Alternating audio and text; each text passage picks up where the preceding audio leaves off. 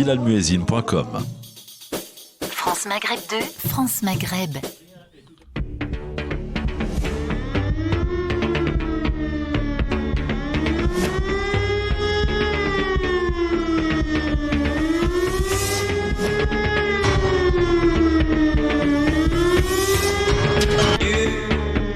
Christophe sur France Maghreb 2.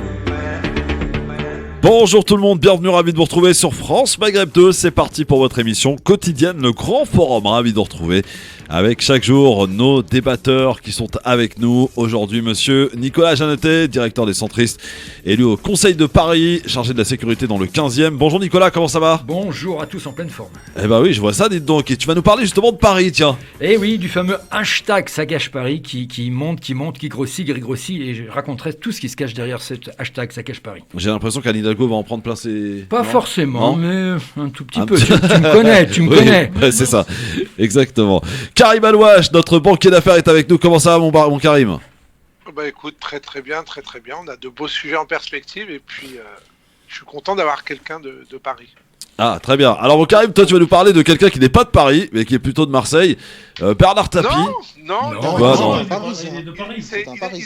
il est de la Courneuve. Ouais, non, mais d'accord, mais bon, il a fait ses affaires à Marseille. Paris.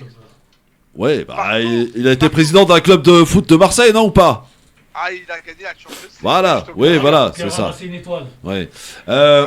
Karim, tu vas nous parler donc de Bernard Tapie. Tarek Mami, vous l'entendez, il est là. J'étais direct pour défendre l'étoile de Marseille, toujours le premier. Comment ça va, Tarek ? Bonsoir à toutes, bonsoir à tous. Exceptionnellement, j'ai vu, comme disait Brahim Hasmaïn, rip à lui. J'ai vu la lumière, j'ai vu porte ouverte. Je suis rentré, j'ai trouvé un micro. Et pourquoi pas aujourd'hui ? Bah ouais, pourquoi pas. Alors, on parlera tout à l'heure de sujets à la une. J'ai plein de sujets sur lesquels je voudrais votre réaction parce que ça m'intéresse. Je voudrais qu'on parle de cette lettre des généraux de l'armée française à la retraite qui quand même commence un petit peu à faire jaser là pour le coup, et ça offusque notamment Florence Parly, la ministre des Armées, et ça a offusqué. Je suis sûr que là, pour une fois, Karim Alouache, tu vas être d'accord avec Jean-Luc Mélenchon, qui est monté au créneau et qui est d'ailleurs un des seuls à être monté au créneau en demandant au procureur de se saisir de cette affaire. Et peut-être, à moins que tu soutiens les généraux qui appellent à l'insurrection, je ne sais pas, on verra en tout cas tout à l'heure. Le sujet du jour... Jamais, je suis pour l'ordre. Non mais là oui, j'imagine bien, mais bon, je laissais planer le suspect. Je vous rappelle également le sujet du jour, la réouverture des écoles, et déjà des classes fermées à cause de cas de Covid, hein. Sachez-le, j'en connais déjà au moins 2 autour de moi, je sais pas si vous en connaissez vous, déjà 2 classes de fermées ce matin en Seine-Saint-Denis, à cause de cas Covid. Alors réouverture des classes, faut-il vacciner les enfants ? Ah, voilà une question qui n'est pas idiote. On se la posera ensemble tout à l'heure, évidemment, au 01 40 30 39 10, c'est la question que l'on vous pose sur Twitter. La belle histoire est avec nous, comment ça va la belle histoire ?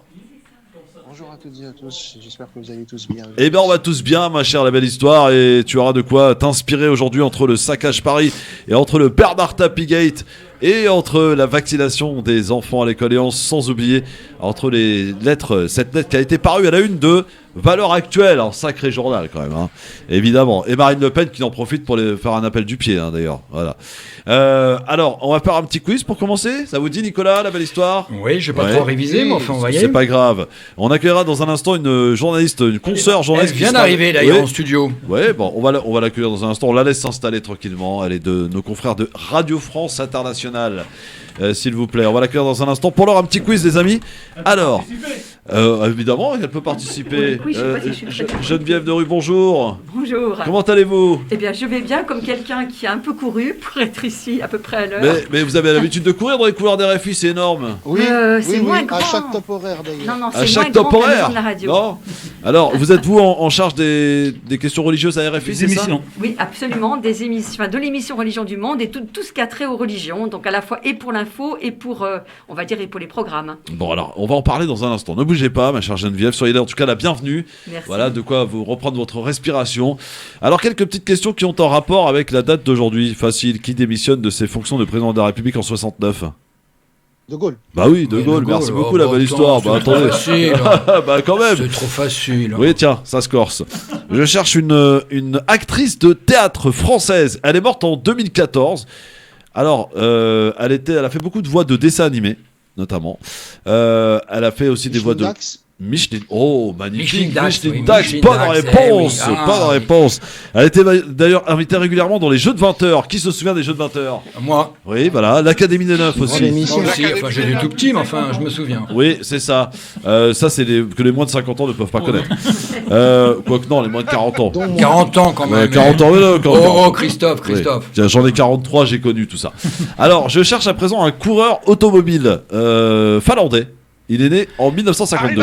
Harry Vatanen, Eh. bonne réponse. Il est pour moi là. Hein. Ah, il est pour toi, mon Karim, il est pour toi, Un point effectivement. pour lui. Pas de souci, mon cher Karim. Coup d'état communiste dans quel pays d'Asie, en 1978? Ah ah. Avec l'assassinat d'ailleurs du président qui s'appelait... Tchéquie Philippines peut-être. Non, Non, pas non. du tout. Thaïlande. Mohamed non, Daoud, non. Mohamed Daoud Khan, exactement. Quel pays? Un pays- Alors, Albanie. Non, c'est pas Albanie. C'est un pays... En Europe non, c'est en Asie, En Asie. Ah, d'accord. Azerbaïdjan. Alors, Indonésie. Non, Alors, l'autre, là, il y a l'Indonésie, il y a la... Ouzbékistan. non, pas Non, Ouzbékistan. non, juste à côté de l'Indonésie, l'autre. Oui, à côté Philippines. d'un Non. grand pays Non. dont on parle beaucoup en ce moment. Malaisie. Non, à côté d'un grand pays dont on parle beaucoup. L'Afghanistan. L'Afghanistan, c'est une bonne réponse, Tarek Eh Mabille. ben voilà. Et voilà. Au moins une. Oui, c'est ça. Quel cosmonaute meurt dans un accident de voiture? C'était en 1968.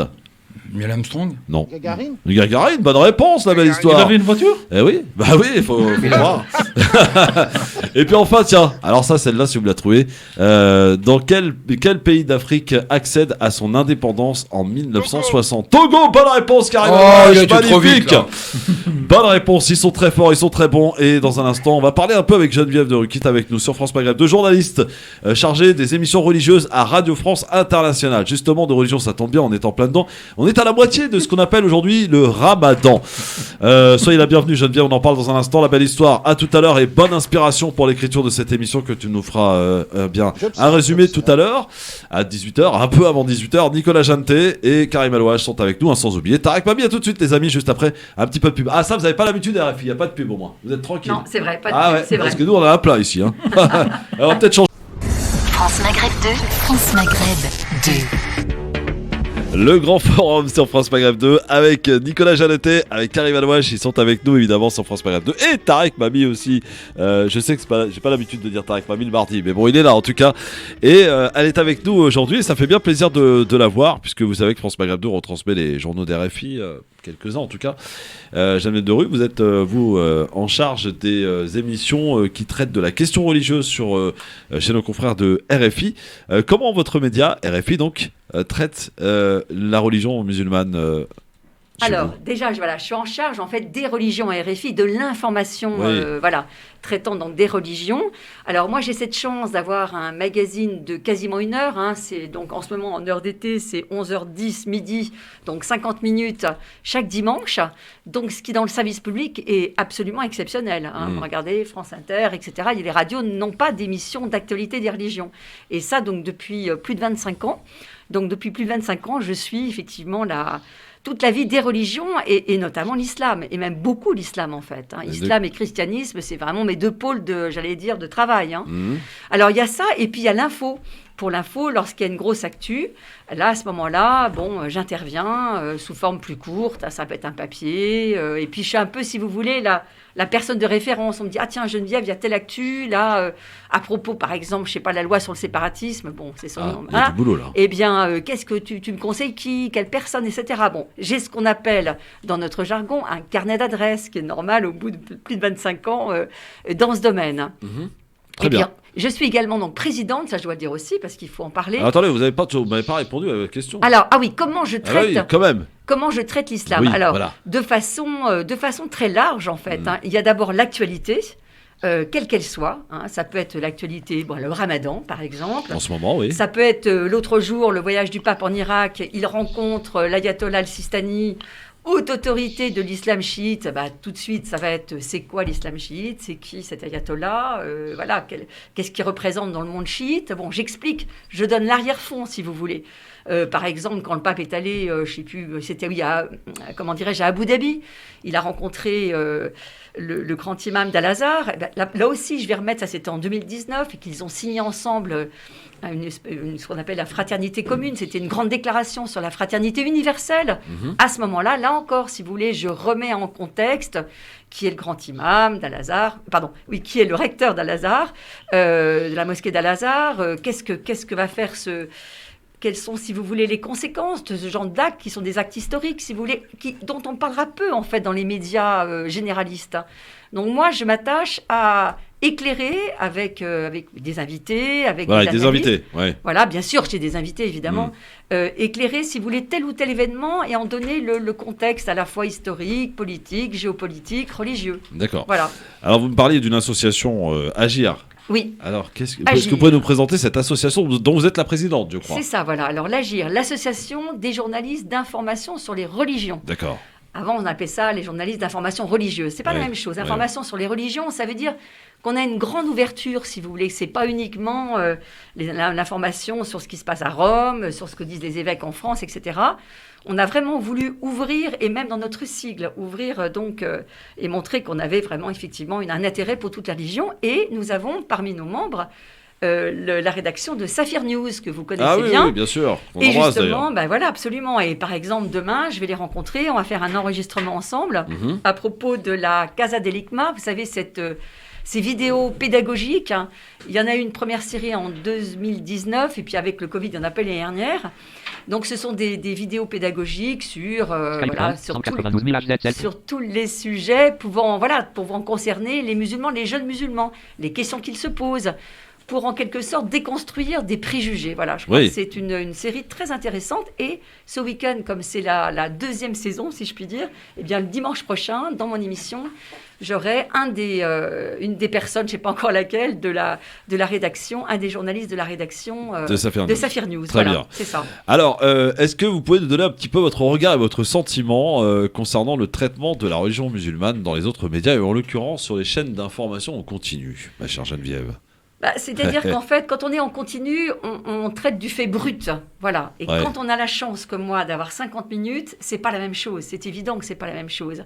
Donc, à vrai dire, je vais être franche, je regarde très peu les chaînes d'information continue. Vous loupez rien, Voilà, oui, extrêmement peu même, parce que j'ai un métier qui me prend du temps, il y a de la lecture, etc. Donc, je les regarde quasiment pas. Donc, je vais être franche, quasiment pas. Alors, maintenant, l'islam, d'une façon générale, écoutez, je dois quand même dire qu'en 25 ans de carrière, je trouve qu'il y a eu un investissement réel de la part des médias. Je pense, je ne sais pas, au journal La Croix, à beaucoup de journaux, où quand même Très bon journal, La Croix. Voilà, absolument. Où il y a vraiment un effort de compréhension, si vous voulez, de compréhension.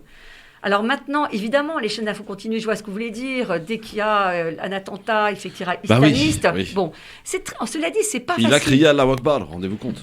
Oui, mais je reconnais que c'est pas facile non plus. Voilà, la question, ça a été, et je me souviens très bien d'ailleurs avec Malek Chebel, on en avait parlé, parce que Malek Chebel était plus qu'un journaliste, pour moi c'était un ami, et il était venu lors de 2015, il s'était montré disponible comme il était toujours, vraiment, c'était un intellectuel extrêmement disponible, et ça, faut le saluer, et il nous manque beaucoup d'ailleurs aujourd'hui. Et je me souviens, il était venu en studio, parce que on ne pouvait pas faire l'impasse, si vous voulez. On ne va pas dire, non, c'est pas l'islam. Malheureusement, ça fait partie, et je souffre pour les musulmans, et nous souffrons tous pour les musulmans. À chaque fois, je me dis, oh là là, mon Dieu, pourvu que ce soit Mohamed... pas... Non, ça va être Mohamed Moussaoui, le pauvre, il va falloir qu'il vienne dire... Il sera là avec nous tout à l'heure, à 18h d'ailleurs. Etc., qu'il est terrible. Mais bien sûr, c'est un drame pour l'islam, ce qui se passe, c'est un drame.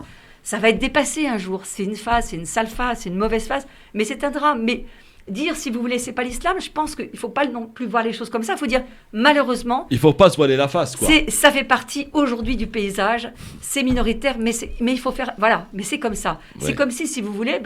un chrétien, on va dire, au moment de l'Inquisition, oui, effectivement, c'était aussi ça, le christianisme, l'Inquisition avec des bûchers. Il faut dire, ça a été ça. Il faut le reconnaître. Donc, je trouve que c'est pas parce qu'on dit Allahu Akbar, il faut dire non, c'est pas l'islam. Oui, bien sûr, c'est pas le vrai islam, mais malheureusement, ça fait partie de l'islam dévoyé. Et il faut aussi en parler. Ouais. Et moi, en tant que, spécialiste, enfin, en tout cas, d'information sur les religions, oui, je vais en traiter, bien sûr. Je ne vais pas l'éluder.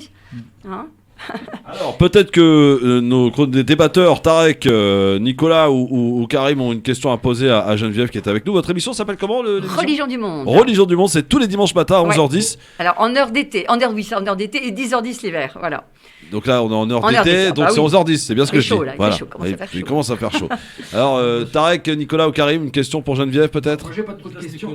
Oui, j'ai pas trop de questions. Je voulais d'abord dire que moi qui suis un chrétien, mais qui ai adopté un jeune migrant, donc je me suis mis indirectement à la culture et à l'islam, puisqu'il fait le ramadan en ce moment.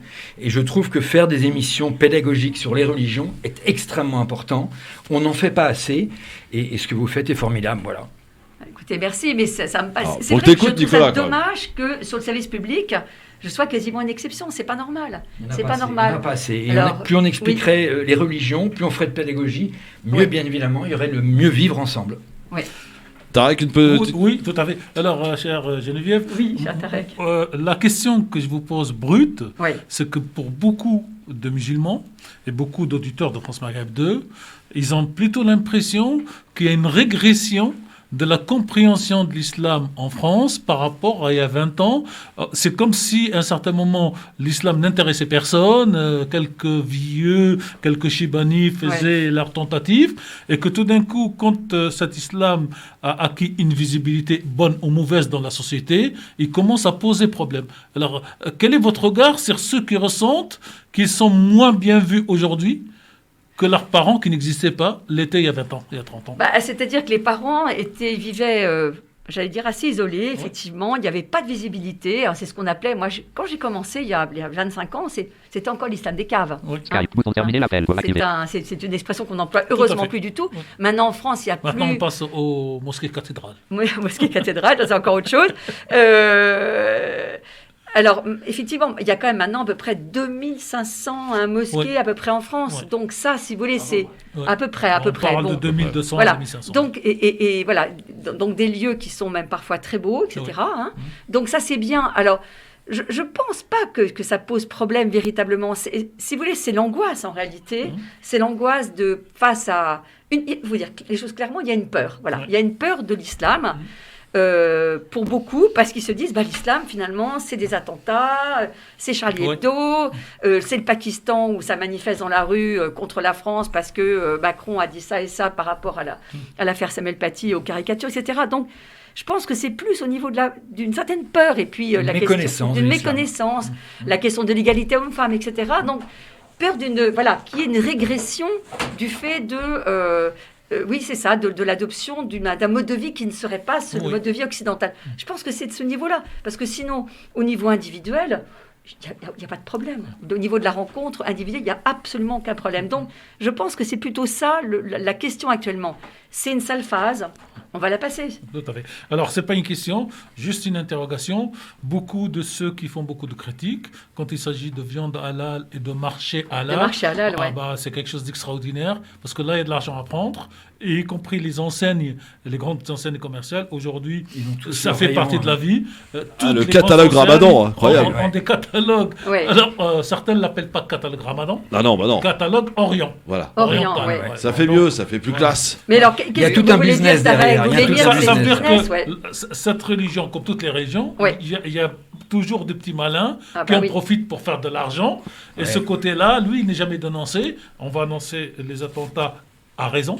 Et ici, à France Maghreb 2, dès qu'il y a un attentat, c'est dans les 3 minutes qu'on condamne, parce qu'on est une radio, j'allais dire, de fil continu, donc on n'attend pas le journal pour annoncer, mais derrière, les gens disent qu'ils ont cette impression d'être d'un côté rejetés et de l'autre exploités économiquement, et qu'ils ne trouvent pas leur place de citoyens. Et dernier mot que je trouve, mon sentiment, c'est que quand je voyage à l'étranger, ces jeunes musulmans français sont les plus français du monde quand ils sont à l'étranger. Et il y a peut-être ce paradoxe en termes, comme dit Nicolas, d'expliquer en termes de pédagogie pourquoi ces jeunes se sentent français quand ils sont aux États-Unis, au Canada et surtout à Dubaï, et quand ils sont en France, ils ont l'impression que c'est pas entre deux pays. Dans un entre-deux. Ouais. Bon, en tout cas, Geneviève, on vous retrouve le dimanche à 11h10 sur RFI pour votre émission. Donc, on peut vous suivre aussi pour l'association l'Agir, là ? Oui, il y a un site. Ouais, c'est quoi le site ? agir-asso.com, je crois. Agir-asso.com, oui, c'est ça. Et vous saluerez nos amis de Safir News, évidemment. Merci, bien sûr. Je leur dirai, et merci pour votre invitation. Ce fut avec plaisir, chère Geneviève. À très bientôt. Donc, j'ai bien retenu un truc, c'est que vous avez un carnet d'adresses. Ça peut être intéressant. Ça, c'est très intéressant. Merci beaucoup, Geneviève. N'en abusez pas. Non, jamais. C'est pas le genre de la maison. À très bientôt. Et merci beaucoup. Je crois que d'ailleurs, je vais vous laisser un petit peu avec Tarek. Il paraît que vous avez des choses à faire ensemble. Évidemment, discussion. Tarek qui reviendra tout à l'heure. On parlera de Bernard Tapie, évidemment, tout à l'heure avec. Vous ne parlerez pas de Bernard Tapie tant que je suis pas revenu. On t'attend, Tarek, pour parler de Tapie. Il n'y a pas de souci. Bien entendu. Alors, on le fera avec. Monsieur Karim Alouache qui a choisi visiblement d'en parler, et c'est un sujet qui crée beaucoup qui fait couler beaucoup d'encre, en tout cas qui a créé beaucoup de réactions dans notre équipe, mon cher Karim. Ça t'étonne ou pas, toi? C'est un peu le but de mes sujets. Qu'est-ce qu'il se raconte, celui-là? Oh là là, il n'a pas changé. Non. Par contre, j'ai loupé un peu la partie de. Oui, qu'est-ce qui s'est passé? Et quand Tarek a dit les jeunes, il n'y a pas que les jeunes, les moins jeunes, quand ils vont à l'étranger, se sentent plus français, effectivement, que quand ils sont en France aussi. C'est pas une problématique de jeunesse. Oui, c'est vrai, on est d'accord. Et ceux qui vont au bled l'été en vacances, ils se sentent pas non plus chez eux, donc voilà. Ouais, ça fait 2 ans qu'ils y vont plus. Oui, là, en ce moment, c'est vrai qu'il y a plus de problème. Alors, on va parler de Saccage Paris, le hashtag, mon cher Nicolas, dans un instant. Mais avant, j'aimerais votre réaction quand même sur ce qui commence à faire couler, en l'occurrence, beaucoup d'encre. C'était le 21 avril, une tribune qui est parue dans le journal hebdomadaire Valeurs Actuelles, avec une vingtaine de généraux de l'armée à la retraite, de généraux à la retraite, 1000 au total, tout poste confondu, qui appellent à une espèce d'insurrection, à défendre le patriotisme. Donc il y a vraiment un problème dans ce pays. Donc une tribune qui a tout de suite été récupérée politiquement par Marine Le Pen en disant mais rejoignez-nous, vous allez voir, on est à peu près dans le même discours.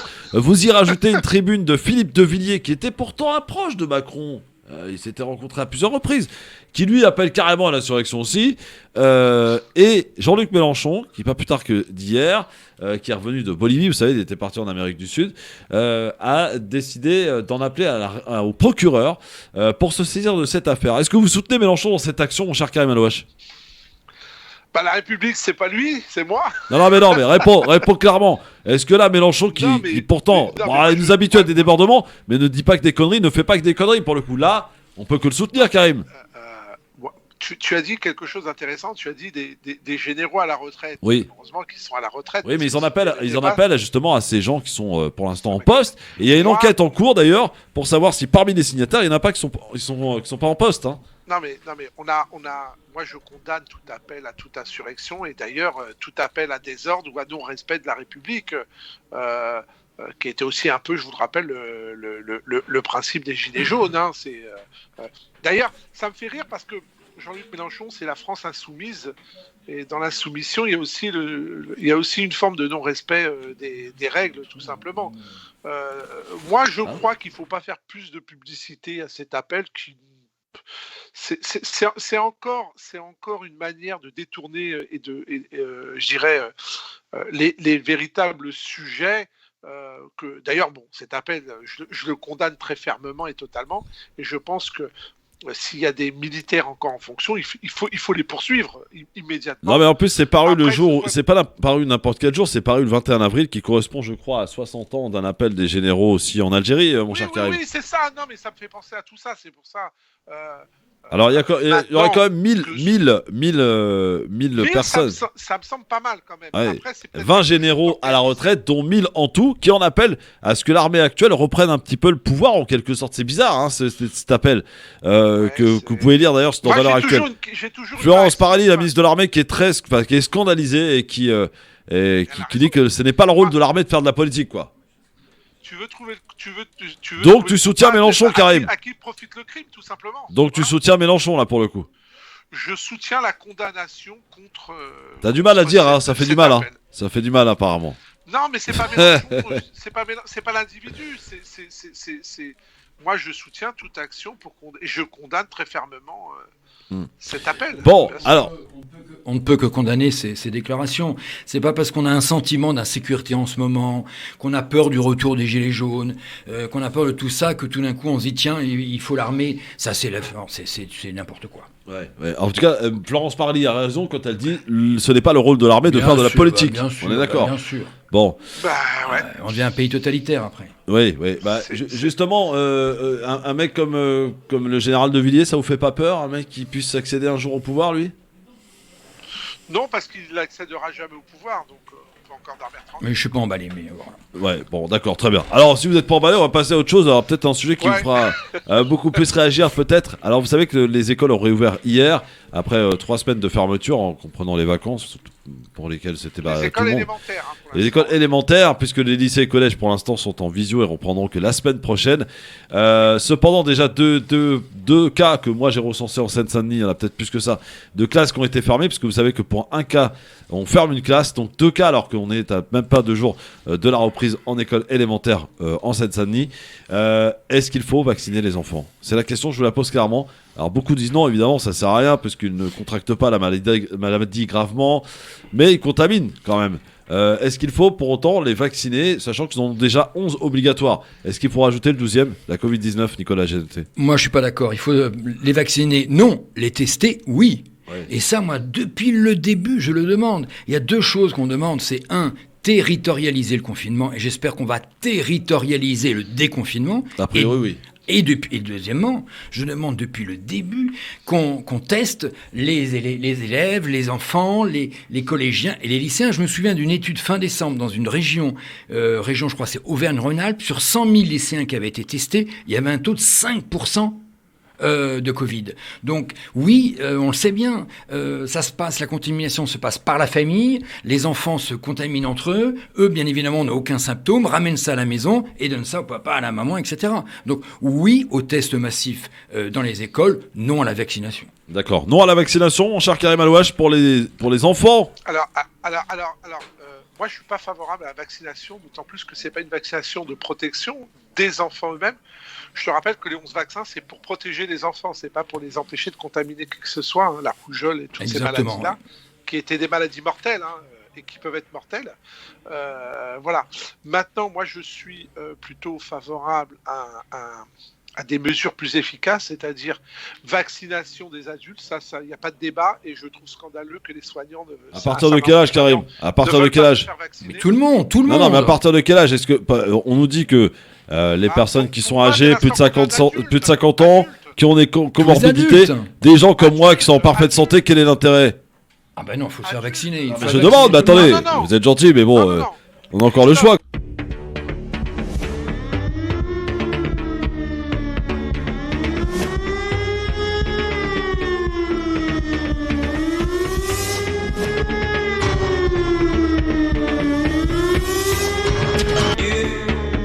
Christophe sur France Maghreb 2. Bonjour tout le monde, bienvenue, ravi de vous retrouver sur France Maghreb 2. C'est parti pour votre émission quotidienne, le Grand Forum. Ravi de vous retrouver avec chaque jour nos débatteurs qui sont avec nous. Aujourd'hui, monsieur Nicolas Jeannetet, directeur des centristes, élu au Conseil de Paris, chargé de la sécurité dans le 15e. Bonjour Nicolas, comment ça va ? Bonjour à tous, en pleine forme. Eh ben oui, je vois ça, dites donc. Et tu vas nous parler justement de Paris, tiens. Eh oui, du fameux hashtag Ça gâche Paris qui monte, qui grossit. Et je raconterai tout ce qui se cache derrière cet hashtag Ça gâche Paris. J'ai l'impression qu'Anne Hidalgo va en prendre plein ses... Pas forcément, mais un tout petit peu. Tu me connais. Ouais, c'est ça, exactement. Karim Alouache, notre banquier d'affaires, est avec nous. Comment ça va, mon Karim ? Bah écoute, très bien. On a de beaux sujets en perspective et puis je suis content d'avoir quelqu'un de Paris. Ah, très bien. Alors, mon Karim, toi, tu vas nous parler de quelqu'un qui n'est pas de Paris, mais qui est plutôt de Marseille. Bernard Tapie. Non, il est de Paris. Il est de la Courneuve. Ouais, non, mais d'accord, mais bon, il a fait ses affaires à Marseille. Paris. Ouais, bah, il a été président d'un club de foot de Marseille, non, ou pas ? Ah, il a gagné la Champions League. Voilà, oui, voilà, c'est ça. C'est une étoile. Ouais. Karim, tu vas nous parler donc de Bernard Tapie. Tarek Mami, vous l'entendez, il est là. J'étais direct pour défendre l'étoile de Marseille, toujours le premier. Comment ça va, Tarek? Bonsoir à toutes, bonsoir à tous. Exceptionnellement, j'ai vu, comme disait Brahim Hasmaïl, RIP à lui, j'ai vu la lumière, j'ai vu une porte ouverte, je suis rentré, j'ai trouvé un micro. Et pourquoi pas aujourd'hui? Bah ouais, pourquoi pas. Alors, on parlera tout à l'heure de sujet à la une. J'ai plein de sujets sur lesquels je voudrais votre réaction parce que ça m'intéresse. Je voudrais qu'on parle de cette lettre des généraux de l'armée française à la retraite qui quand même commence un petit peu à faire jaser là pour le coup, et ça offusque notamment Florence Parly, la ministre des Armées, et ça a offusqué, et je suis sûr que là pour une fois, Karim Alouache, tu vas être d'accord avec Jean-Luc Mélenchon, qui est monté au créneau, et qui est d'ailleurs un des seuls à être monté au créneau en demandant au procureur de se saisir de cette affaire. Et peut-être, à moins que tu soutiens les généraux qui appellent à l'insurrection, je ne sais pas, on verra en tout cas tout à l'heure. Le sujet du jour... Jamais, je suis pour l'ordre. Non mais là oui, j'imagine bien, mais bon, je laisse planer le suspect. Je vous rappelle également le sujet du jour, la réouverture des écoles, et déjà des classes fermées à cause de cas de Covid, hein. Sachez-le, j'en connais déjà au moins 2 autour de moi, je sais pas si vous en connaissez vous, déjà 2 classes de fermées ce matin en Seine-Saint-Denis, à cause de cas Covid. Alors réouverture des classes, faut-il vacciner les enfants? Ah, voilà une question qui n'est pas idiote. On se la posera ensemble tout à l'heure, évidemment, au 01 40 39 000, c'est la question que l'on vous pose sur Twitter. La belle histoire est avec nous, comment ça va la belle histoire? Bonjour à toutes et à tous, j'espère que vous allez tous bien. Eh bien on va tous bien ma chère la belle histoire, et tu auras de quoi t'inspirer aujourd'hui entre le saccage Paris et entre le Bernard Tapie Gate et entre la vaccination des enfants à l'école, et sans oublier entre cette lettre qui a été parue à la une de Valeurs Actuelles, un sacré journal quand même, hein, évidemment, et Marine Le Pen qui en profite pour faire un appel du pied, hein, d'ailleurs, voilà. Alors, on va faire un petit quiz pour commencer, ça vous dit Nicolas, la belle histoire? Oui, je vais pas trop réviser, mais enfin on va y aller. C'est pas grave, on accueillera dans un instant une journaliste, une consoeur journaliste. Elle vient d'arriver d'ailleurs en studio. Ouais, bon, on va l'accueillir dans un instant, on la laisse s'installer tranquillement, elle est de nos confrères de Radio France Internationale. S'il vous plaît, on va l'accueillir dans un instant. Pour l'heure, un petit quiz, les amis. Alors, évidemment, elle peut participer. Oui, Geneviève de Rue, bonjour. Bonjour. Comment allez-vous? Eh bien, je vais bien, comme quelqu'un qui a un peu couru pour être ici à peu près à l'heure. Mais vous avez l'habitude de courir dans les couloirs des RFI, c'est énorme. Oui, c'est moins grand. À chaque top horaire d'ailleurs. Non, à c'est chaque moins top grand horaire. que la radio. Non. Alors, vous êtes vous en charge des questions religieuses à RFI, c'est ça? Oui, absolument, des émissions, de l'émission Religion du Monde et tout ce qui a trait aux religions, donc à la fois et pour l'info et pour, on va dire, et pour les programmes. Bon, alors, on va en parler dans un instant. Ne bougez pas, ma chère Geneviève, soyez là en tout cas la bienvenue. Merci. Voilà, de quoi vous reprendre votre respiration. Alors, quelques petites questions qui ont un rapport avec la date d'aujourd'hui. Facile, qui démissionne de ses fonctions de président de la République en 69? De Gaulle. Bah oui, de Gaulle, merci beaucoup, la belle histoire. Bah attendez. Facile, bah quand même. C'est trop facile. Oui, tiens, ça se corse. Je cherche une actrice de théâtre française. Elle est morte en 2014. Alors, elle a fait beaucoup de voix de dessins animés, notamment. Elle a fait aussi des voix de...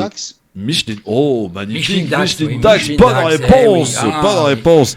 Elle était d'ailleurs invitée régulièrement dans les jeux de 20 heures. Qui se souvient des jeux de 20 heures? Moi. Oui, voilà, l'Académie des Neufs aussi. Enfin, j'ai des tout petits, mais enfin, je me souviens. Oui, c'est ça. Ça, c'est que les moins de 50 ans ne peuvent pas connaître. Quoique non, les moins de 40 ans. 40 ans quand même. 40 ans, Oh, Christophe. Oui. Tiens, j'en ai 43, j'ai connu tout ça. Alors, je cherche à présent un coureur automobile finlandais. Il est né en 1952. Harry Vatanen, bonne réponse. Il est pour moi là. Ah, il est pour toi, mon Karim, il est pour toi, effectivement. Un point pour lui. Pas de souci, mon cher Karim. Coup d'état communiste dans quel pays d'Asie, en 1978? Ah.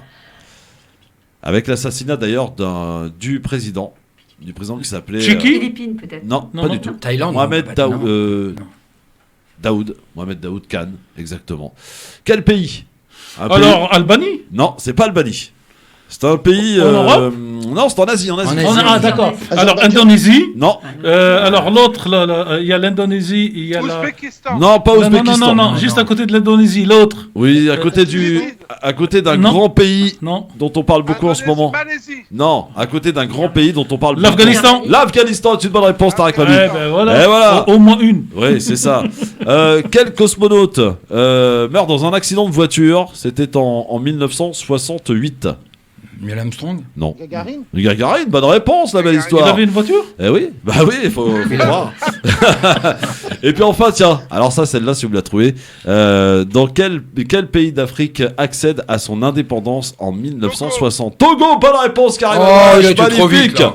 Bonne réponse, ils sont très forts, ils sont très bons. Et dans un instant, on va parler un peu avec Geneviève de Ruquit avec nous sur France Maghreb, deux journalistes chargés des émissions religieuses à Radio France Internationale. Justement, de religion, ça tombe bien, on est en plein dedans. On est à la moitié de ce qu'on appelle aujourd'hui le Ramadan.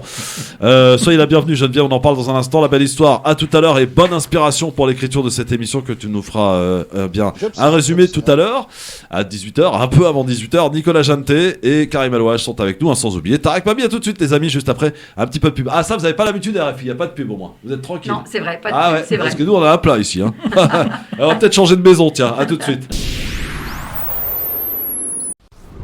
France Maghreb 2, France Maghreb 2. Le grand forum sur France Maghreb 2 avec Nicolas Janetet, avec Karim Alouache, ils sont avec nous évidemment sur France Maghreb 2 et Tarek Mami aussi. Je sais que j'ai pas l'habitude de dire Tarek Mami le mardi, mais bon, il est là en tout cas. Et elle est avec nous aujourd'hui et ça fait bien plaisir de la voir, puisque vous savez que France Maghreb 2 retransmet les journaux d'RFI, quelques-uns en tout cas. Geneviève de Rue, vous êtes en charge des émissions qui traitent de la question religieuse chez nos confrères de RFI. Comment votre média, RFI donc, traite la religion musulmane Alors, déjà, je suis en charge en fait des religions à RFI, de l'information, traitant donc des religions. Alors moi, j'ai cette chance d'avoir un magazine de quasiment 1 heure. C'est donc en ce moment en heure d'été, c'est 11h10 midi, donc 50 minutes chaque dimanche. Donc ce qui dans le service public est absolument exceptionnel. Regardez France Inter, etc. Les radios n'ont pas d'émission d'actualité des religions. Et ça donc depuis plus de 25 ans. Donc depuis plus de 25 ans, je suis effectivement toute la vie des religions et notamment l'islam, et même beaucoup l'islam en fait. Islam et christianisme, c'est vraiment mes deux pôles de travail. Alors il y a ça, et puis il y a l'info. Pour l'info, lorsqu'il y a une grosse actu, là, à ce moment-là, j'interviens sous forme plus courte, ça peut être un papier, et puis je suis un peu, si vous voulez, la personne de référence. On me dit, ah tiens, Geneviève, il y a telle actu, là, à propos, par exemple, je sais pas, la loi sur le séparatisme, c'est son nom. Il y a du boulot, là. Eh bien, qu'est-ce que tu me conseilles, quelle personne, etc. Bon, j'ai ce qu'on appelle, dans notre jargon, un carnet d'adresses, qui est normal au bout de plus de 25 ans dans ce domaine. Très bien. Je suis également donc présidente, ça je dois le dire aussi, parce qu'il faut en parler. Alors, attendez, vous m'avez pas répondu à la question. Alors, comment je traite quand même. Comment je traite l'islam? De façon très large, en fait. Il y a d'abord l'actualité, quelle qu'elle soit. Ça peut être l'actualité, le Ramadan, par exemple. En ce moment, oui. Ça peut être l'autre jour, le voyage du pape en Irak. Il rencontre l'ayatollah al-Sistani, haute autorité de l'islam chiite. Tout de suite, ça va être c'est quoi l'islam chiite? C'est qui cet ayatollah? Qu'est-ce qu'il représente dans le monde chiite? Bon, j'explique, je donne l'arrière-fond, si vous voulez. Par exemple, quand le pape est allé, je ne sais plus, c'était à Abu Dhabi, il a rencontré le grand imam d'Al-Azhar. Là aussi, je vais remettre, ça c'était en 2019, et qu'ils ont signé ensemble ce qu'on appelle la fraternité commune. C'était une grande déclaration sur la fraternité universelle. À ce moment-là, là encore, si vous voulez, je remets en contexte qui est le grand imam d'Al-Azhar, qui est le recteur d'Al-Azhar, de la mosquée d'Al-Azhar. Qu'est-ce que va faire quelles sont, si vous voulez, les conséquences de ce genre d'actes qui sont des actes historiques, si vous voulez, dont on parlera peu, en fait, dans les médias généralistes. Donc moi, je m'attache à éclairer avec des invités, avec des invités, ouais. Voilà, bien sûr, j'ai des invités, évidemment. Éclairer, si vous voulez, tel ou tel événement et en donner le contexte à la fois historique, politique, géopolitique, religieux. D'accord. Voilà. Alors, vous me parliez d'une association, Agir. Oui. Alors, est-ce que vous pouvez nous présenter cette association dont vous êtes la présidente, je crois? C'est ça, voilà. Alors, l'Agir, l'association des journalistes d'information sur les religions. D'accord. Avant, on appelait ça les journalistes d'information religieuse. C'est pas la même chose. Information sur les religions, ça veut dire qu'on a une grande ouverture, si vous voulez. C'est pas uniquement l'information sur ce qui se passe à Rome, sur ce que disent les évêques en France, etc. On a vraiment voulu ouvrir, et même dans notre sigle, ouvrir et montrer qu'on avait vraiment effectivement un intérêt pour toute la religion. Et nous avons parmi nos membres la rédaction de Saphir News, que vous connaissez bien. Oui, bien sûr. Et justement, voilà, absolument. Et par exemple, demain, je vais les rencontrer. On va faire un enregistrement ensemble à propos de la Casa del Hikma. Vous savez, ces vidéos pédagogiques. Il y en a eu une première série en 2019, et puis avec le Covid, il y en a pas l'année dernière. Donc, ce sont des vidéos pédagogiques sur tous les sujets pouvant concerner les musulmans, les jeunes musulmans, les questions qu'ils se posent, pour en quelque sorte déconstruire des préjugés. Voilà, je crois que c'est une série très intéressante. Et ce week-end, comme c'est la deuxième saison, si je puis dire, eh bien, le dimanche prochain, dans mon émission, j'aurai une des personnes, je ne sais pas encore laquelle, de la rédaction, un des journalistes de la rédaction de Saphir News. Très bien. C'est ça. Alors, est-ce que vous pouvez nous donner un petit peu votre regard et votre sentiment concernant le traitement de la religion musulmane dans les autres médias, et en l'occurrence sur les chaînes d'information en continu, ma chère Geneviève? C'est-à-dire qu'en fait, quand on est en continu, on traite du fait brut. Voilà. Et quand on a la chance, comme moi, d'avoir 50 minutes, c'est pas la même chose. C'est évident que c'est pas la même chose. Donc, à vrai dire, je vais être franche, je regarde très peu les chaînes d'information continue. Vous loupez rien. Voilà, oui, extrêmement peu même, parce que j'ai un métier qui me prend du temps, il y a de la lecture, etc. Donc, je les regarde quasiment pas. Donc, je vais être franche, quasiment pas. Alors, maintenant, l'islam, d'une façon générale, écoutez, je dois quand même dire qu'en 25 ans de carrière, je trouve qu'il y a eu un investissement réel de la part des médias. Je pense, je ne sais pas, au journal La Croix, à beaucoup de journaux, où quand même Très bon journal, La Croix. Voilà, absolument. Où il y a vraiment un effort de compréhension, si vous voulez, de compréhension. Alors maintenant, évidemment, les chaînes d'info continues, je vois ce que vous voulez dire, dès qu'il y a un attentat, etc., islamiste, bon, cela dit, c'est pas facile. Il a crié Allahu Akbar, rendez-vous compte. Oui, mais je reconnais que c'est pas facile non plus. Voilà, la question, ça a été, et je me souviens très bien d'ailleurs avec Malek Chebel, on en avait parlé, parce que Malek Chebel était plus qu'un journaliste, pour moi c'était un ami, et il était venu lors de 2015, il s'était montré disponible comme il était toujours, vraiment, c'était un intellectuel extrêmement disponible, et ça, il faut le saluer, et il nous manque beaucoup d'ailleurs aujourd'hui. Et je me souviens, il était venu en studio, parce qu'on ne pouvait pas faire l'impasse, si vous voulez. On ne va pas dire, non, c'est pas l'islam. Malheureusement, ça fait partie, et je souffre pour les musulmans, et nous souffrons tous pour les musulmans. À chaque fois, je me dis, oh là là, mon Dieu, pourvu que ce soit Mohamed... pas... Non, ça va être Mohamed Moussaoui, le pauvre, il va falloir qu'il vienne dire... Il sera là avec nous tout à l'heure, à 18h d'ailleurs. Etc., qu'il est terrible. Mais bien sûr, c'est un drame pour l'islam, ce qui se passe, c'est un drame.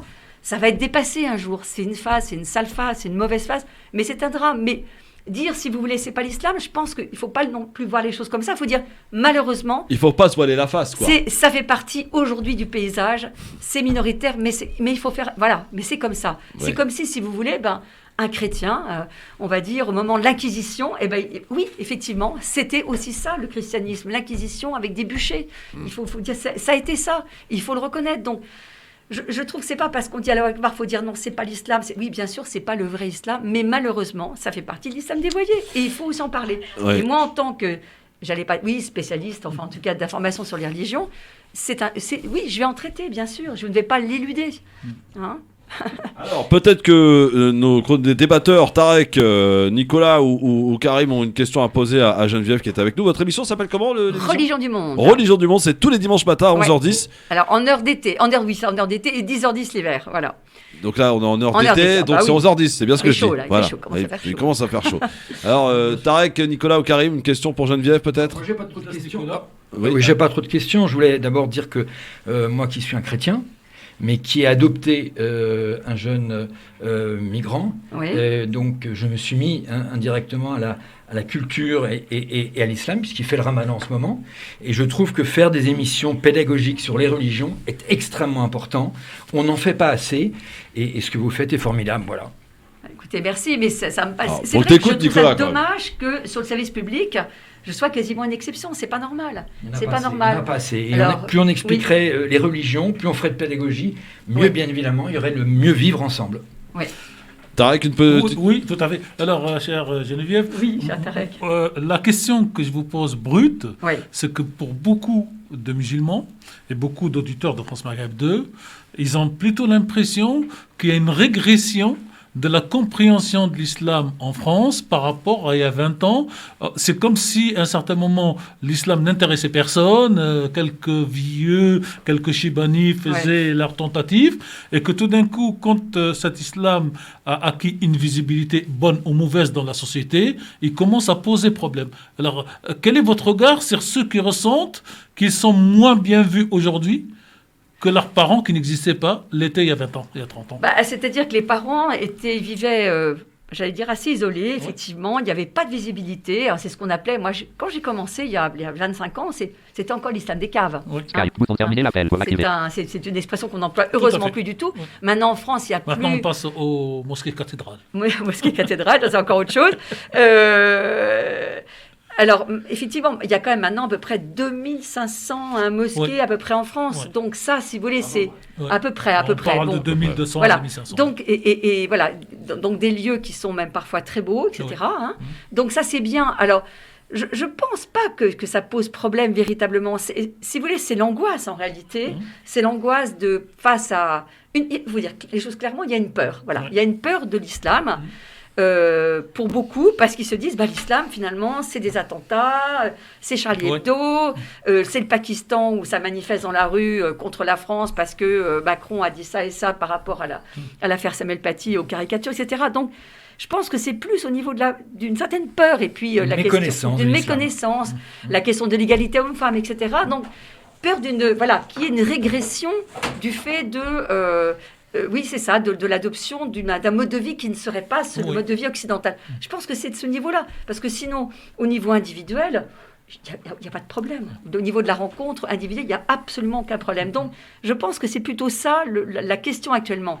C'est une sale phase. On va la passer. Tout à fait. Alors, ce n'est pas une question, juste une interrogation.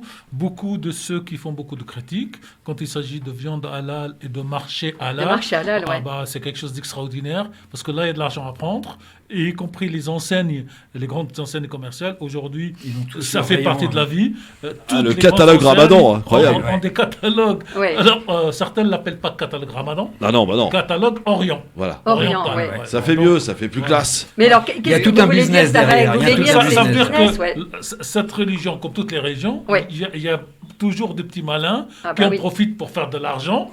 Et ce côté-là, lui, il n'est jamais dénoncé. On va annoncer les attentats à raison. Et ici, à France Maghreb 2, dès qu'il y a un attentat, c'est dans les 3 minutes qu'on condamne, parce qu'on est une radio, j'allais dire, de fil continu, donc on n'attend pas le journal pour annoncer, mais derrière, les gens disent qu'ils ont cette impression d'être d'un côté rejetés et de l'autre exploités économiquement, et qu'ils ne trouvent pas leur place de citoyens. Et dernier mot que je trouve, mon sentiment, c'est que quand je voyage à l'étranger, ces jeunes musulmans français sont les plus français du monde quand ils sont à l'étranger. Et il y a peut-être ce paradoxe en termes, comme dit Nicolas, d'expliquer en termes de pédagogie pourquoi ces jeunes se sentent français quand ils sont aux États-Unis, au Canada et surtout à Dubaï. Et quand ils sont en France, ils ont l'impression que c'est peut-être entre deux pays. Dans un entre-deux. Bon, en tout cas, Geneviève, on vous retrouve le dimanche à 11h10 sur RFI pour votre émission. Donc, on peut vous suivre aussi pour l'association l'Agir, là ? Oui, il y a un site. C'est quoi le site ? agir-asso.com, je crois. Agir-asso.com, oui, c'est ça. Et vous saluerez nos amis de Safir News, évidemment. Merci, bien sûr. Je leur dirai, et merci pour votre invitation. Ce fut avec plaisir, chère Geneviève. À très bientôt. Donc, j'ai bien retenu un truc, c'est que vous avez un carnet d'adresses. Ça peut être intéressant. Ça, c'est très intéressant. Merci beaucoup, Geneviève. N'en abusez pas. Non, jamais. C'est pas le genre de la maison. À très bientôt. Et merci beaucoup. Je crois que d'ailleurs, je vais vous laisser un petit peu avec Tarek. Il paraît que vous avez des choses à faire ensemble. Évidemment, discussion. Tarek qui reviendra tout à l'heure. On parlera de Bernard Tapie, évidemment, tout à l'heure avec. On ne parlera pas de Bernard Tapie tant que je suis pas revenu. On t'attend, Tarek, pour parler de Tapie, il n'y a pas de souci. Bien entendu, on le fera avec Monsieur Karim Alouache, qui a choisi visiblement d'en parler. Et c'est un sujet qui crée beaucoup qui fait couler beaucoup d'encre, en tout cas, qui a créé beaucoup de réactions dans notre équipe, mon cher Karim. Ça t'étonne ou pas, toi ? C'est un peu le but de mes sujets. Qu'est-ce qu'il se la raconte, celui-là ? Il n'a pas changé. Non. Par contre, j'ai loupé un peu la partie de. Oui, qu'est-ce qui s'est passé ? Et quand Tarek a dit les jeunes, il n'y a pas que les jeunes, les moins jeunes, quand ils vont à l'étranger, se sentent plus français, effectivement, que quand ils sont en France aussi. Hein. C'est pas une problématique de jeunesse. Hein. Oui, c'est vrai, on est d'accord. Et ceux qui vont au bled l'été en vacances, ils se sentent pas non plus chez eux, donc voilà. Ouais, ça fait 2 ans qu'ils y vont plus. Oui, là, en ce moment, c'est vrai qu'il y a plus de problème. Alors, on va parler de Saccage Paris, le hashtag, mon cher Nicolas, dans un instant, mais avant, j'aimerais votre réaction quand même sur ce qui commence à faire couler, en l'occurrence, beaucoup d'encre. C'était le 21 avril, une tribune qui est parue dans le journal hebdomadaire Valeurs Actuelles, avec une vingtaine de généraux de l'armée à la retraite, des généraux à la retraite, 1000 au total, tout poste confondu, qui appellent à une espèce d'insurrection, à défendre le patriotisme. Donc il y a vraiment un problème dans ce pays. Donc une tribune qui a tout de suite été récupérée politiquement par Marine Le Pen en disant mais rejoignez-nous, vous allez voir, on est à peu près dans le même discours. Vous y rajoutez une tribune de Philippe de Villiers qui était pourtant un proche de Macron. Il s'était rencontré à plusieurs reprises, qui lui appelle carrément à l'insurrection aussi, et Jean-Luc Mélenchon, qui pas plus tard que d'hier, qui est revenu de Bolivie, vous savez, il était parti en Amérique du Sud, a décidé d'en appeler au procureur pour se saisir de cette affaire. Est-ce que vous soutenez Mélenchon dans cette action, mon cher Karim Alouache ? La République, c'est pas lui, c'est moi. Non, mais réponds clairement. Est-ce que là, Mélenchon, qui pourtant, il nous habitue à des débordements, mais ne dit pas que des conneries, ne fait pas que des conneries, pour le coup. Là, on peut que le soutenir, Karim. Tu as dit quelque chose d'intéressant, tu as dit des généraux à la retraite. Oui. Heureusement qu'ils sont à la retraite. Oui, mais ils en appellent justement à ces gens qui sont pour l'instant en poste. Et il y a une enquête en cours d'ailleurs pour savoir si parmi les signataires, il n'y en a pas qui sont pas en poste. Hein. Non mais moi je condamne tout appel à toute insurrection et d'ailleurs tout appel à désordre ou à non-respect de la République, qui était aussi un peu, je vous le rappelle, le principe des Gilets jaunes. Hein, d'ailleurs, ça me fait rire parce que Jean-Luc Mélenchon, c'est la France insoumise, et dans l'insoumission, il y a aussi une forme de non-respect des règles, tout simplement. Moi, je crois qu'il ne faut pas faire plus de publicité à cet appel c'est encore une manière de détourner je dirais les véritables sujets que d'ailleurs cet appel je le condamne très fermement et totalement, et je pense que s'il y a des militaires encore en fonction, il faut les poursuivre immédiatement. Non mais en plus c'est paru le jour, c'est pas paru n'importe quel jour, c'est paru le 21 avril qui correspond je crois à 60 ans d'un appel des généraux aussi en Algérie, mon cher Karim. Oui, c'est ça, non mais ça me fait penser à tout ça, c'est pour ça. Alors il y aurait quand même 1000 personnes. Ça me semble pas mal quand même. Ouais. Après, 20 généraux à la retraite, dont 1000 en tout, qui en appellent à ce que l'armée actuelle reprenne un petit peu le pouvoir en quelque sorte. C'est bizarre hein, cet appel que vous pouvez lire d'ailleurs dans Valeurs Actuelles. Florence Parly, la ministre de l'armée, qui est scandalisée et qui dit que ce n'est pas le rôle de l'armée de faire de la politique quoi. Donc tu soutiens Mélenchon, Karim. À qui profite le crime, tout simplement. Donc tu soutiens Mélenchon, là, pour le coup. Je soutiens la condamnation contre... T'as du mal à dire, hein, ça fait du mal. Hein. Ça fait du mal, apparemment. Non, mais c'est pas Mélenchon, c'est pas l'individu. Moi, je soutiens toute action et je condamne très fermement cet appel. Bon, alors... On ne peut que condamner ces déclarations. C'est pas parce qu'on a un sentiment d'insécurité en ce moment, qu'on a peur du retour des Gilets jaunes, qu'on a peur de tout ça, que tout d'un coup on se dit tiens, il faut l'armée. Ça, c'est n'importe quoi. Ouais. En tout cas, Florence Parly a raison quand elle dit ce n'est pas le rôle de l'armée de faire de la politique. Bien sûr, on est d'accord. Bien sûr. Bon. On devient un pays totalitaire après. Oui. Justement, un mec comme le général de Villiers, ça vous fait pas peur, un mec qui puisse accéder un jour au pouvoir, lui ? Non, parce qu'il n'accédera jamais au pouvoir, donc on peut encore dormir tranquille. Mais je suis pas emballé, mais voilà. Ouais, bon, d'accord, très bien. Alors, si vous n'êtes pas emballé, on va passer à autre chose. Alors, peut-être un sujet qui vous fera beaucoup plus réagir, peut-être. Alors, vous savez que les écoles ont réouvert hier, après 3 semaines de fermeture, en comprenant les vacances, pour lesquelles c'était les tout le monde. Élémentaires, hein, les écoles élémentaires, puisque les lycées et collèges, pour l'instant, sont en visio et reprendront que la semaine prochaine. Cependant, déjà, deux cas que moi j'ai recensés en Seine-Saint-Denis, il y en a peut-être plus que ça, de classes qui ont été fermées, puisque vous savez que pour un cas, on ferme une classe, donc 2 cas, alors qu'on est à même pas 2 jours de la reprise en école élémentaire en Seine-Saint-Denis. Est-ce qu'il faut vacciner les enfants ? C'est la question, je vous la pose clairement. Alors beaucoup disent non, évidemment, ça sert à rien parce qu'ils ne contractent pas la maladie gravement, mais ils contaminent quand même. Est-ce qu'il faut pour autant les vacciner, sachant qu'ils en ont déjà 11 obligatoires? Est-ce qu'il faut rajouter le 12e, la Covid-19, Nicolas GNT? Moi, je suis pas d'accord. Il faut les vacciner, non. Les tester, oui. Ouais. Et ça, moi, depuis le début, je le demande. Il y a deux choses qu'on demande. C'est un, territorialiser le confinement. Et j'espère qu'on va territorialiser le déconfinement. A priori, oui. Et deuxièmement, je demande depuis le début qu'on teste les élèves, les enfants, les collégiens et les lycéens. Je me souviens d'une étude fin décembre dans une région, je crois c'est Auvergne-Rhône-Alpes, sur 100 000 lycéens qui avaient été testés, il y avait un taux de 5% de Covid. Donc oui, on le sait bien, la contamination se passe par la famille, les enfants se contaminent entre eux, bien évidemment n'ont aucun symptôme, ramènent ça à la maison et donnent ça au papa, à la maman, etc. Donc oui au test massif dans les écoles, non à la vaccination. D'accord, non à la vaccination, mon cher Karim Alouache, pour les enfants. Alors, moi je suis pas favorable à la vaccination, d'autant plus que c'est pas une vaccination de protection des enfants eux-mêmes. Je te rappelle que les 11 vaccins, c'est pour protéger les enfants, c'est pas pour les empêcher de contaminer qui que ce soit, hein, la rougeole et toutes ces maladies-là, qui étaient des maladies mortelles, hein, et qui peuvent être mortelles. Voilà.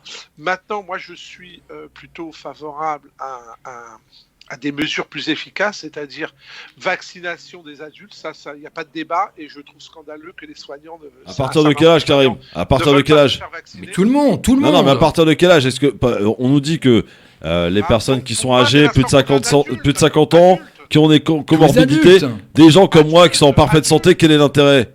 Ah ben non, il faut se faire vacciner. Je demande, mais attendez, vous êtes gentil, mais bon... On a encore le choix quand même de ne pas se faire vacciner. Ah ben t'as le choix. Bon, merci. Alors, J'étais dans une action humanitaire dimanche et parmi les bénévoles, il y avait 2 infirmières qui travaillent en réa Covid. Les 2 infirmières m'ont confirmé que les réa étaient de plus en plus jeunes, entre 25 et 35 ans. Alors sachez que d'ailleurs, en parlant des réa, on a dépassé la barre des 6000 patients hier en réanimation, lundi. Donc il faut arrêter de dire que chez les jeunes, c'est pas grave, ça sera de moins en moins le cas. Surtout avec les variants. Moi, ce qui m'intéresse, c'est que d'abord, on vaccine massivement les adultes. Pour les enfants, il faut tester, isoler systématiquement et très très souvent et massivement. C'est le seul moyen, on n'en a pas d'autre, pour continuer comme ça. Moi, il y a une chose qui m'inquiète beaucoup plus. Il y a quand même pas beaucoup, il y a quasiment pas de morts chez les jeunes, Karim. C'est qu'on parle de variants, notamment le variant indien. Oui. Je découvre qu'il n'est pas en France, mais qu'il est déjà en Europe. Il est en Suisse, je crois. Ah il est en Suisse, il est arrivé en Suisse. On peut prendre un avion, aller en Inde, revenir, et sous la base de votre parole donnée, vous auto-confinez chez vous. On marche sur la tête, sincèrement, on marche. Mais on a de toute façon loupé, enfin le gouvernement a loupé plus de choses. Il a loupé les masques, il a loupé les tests, et il a loupé surtout le tester, tracé, isolé. On l'a raté complètement. On demandait aux gens de s'isoler chez eux et on surveillait pas. Là, simplement... Non, on les isole à l'hôtel. Oui, on les isole dans un endroit que l'on choisit, que l'on maîtrise. C'est ce qu'il faudrait faire. Alors là, on le fait maintenant. Chez lui, il a des enfants, il a une femme. Il peut les contacter. Bien sûr. Ces gens-là vont sortir. Mais on a raté cette phase-là encore en France. Et il faut pas. À un moment donné, il faut des choses sérieuses. C'est-à-dire qu'il y a des gens qui réclamaient de la liberté. On est assez grand, on est adulte. Et non, sur ces aspects-là, vous arrivez à l'aéroport, vous allez en Thaïlande aujourd'hui, vous pouvez pas sortir de l'aéroport. Ah non, je te garantis que tu sors pas. La police, ah ouais. On vous emmène dans un bus, on vous emmène dans un hôtel et 10 jours de quarantaine. Et tester tous les 2 jours. Et c'est comme ça. Thaïlande, Malaisie, Indonésie, c'est comme ça partout dans tous les pays d'Asie quasiment. Mais à un moment donné, on peut pas continuer à avoir un pays qui est une véritable passoire. C'est ça. Alors ça l'est un peu moins là maintenant. Depuis quelques jours, quand on vient justement du Brésil ou d'Inde, effectivement, on est isolé. Enfin, on est isolé dans une maison qu'on souhaite, et les gendarmes viennent quand même surveiller. Il y a de nombreux reportages là-dessus. Mais c'est tout récent. C'est tout récent. Non, mais vous n'êtes pas isolé parce que si vous êtes chez vous avec votre famille. Ah non, il faut être tout seul. Vous n'êtes pas isolé. Ah non, il faut être isolé. Non, mais là, on isole tout seul maintenant depuis quelques jours. Mais pendant des mois, on n'a pas isolé. Et voilà. Non, vous avez vu le massacre qu'il y a en Inde, c'est un truc de fou. Non, mais on dit depuis quelques jours. Non, c'est tout récent, mais le variant indien, ça fait pas quelques jours, ça fait plusieurs semaines. Bon, en tout cas, vous êtes tous les deux, en tout cas, pas favorables à la vaccination des enfants. On ne vaccine pas les enfants. Il faut les tester, en revanche. Tester tout le monde. Voilà. Donc on n'en terminera pas avec le Covid à l'école, puisqu'on est, je vous rappelle, pour un cas, on ferme une classe, on va pas arrêter là. Ah ben moi je sais que dans le 15e j'ai plusieurs classes de fermées. Déjà là, bien sûr. D'accord, ok. Écoute, moi les classes au collège de ma fille, elles étaient fermées avant. Non mais là on parle des écoles élémentaires qui ont repris depuis hier, Karim, et déjà des classes fermées ce matin. Mais c'est normal, il y en aura toujours des cas. C'est normal, je sais pas moi. Alors est-ce que on se posera la question dans un instant. Tiens, on va se poser la question puisque hier on apprenait que la barre des 6000 patients en réanimation a été franchie. On nous parle de déconfinement. Au moment même où j'ai envie de dire, on n'est même peut-être pas encore au pic de la troisième ou deuxième vague, on ne sait plus d'ailleurs.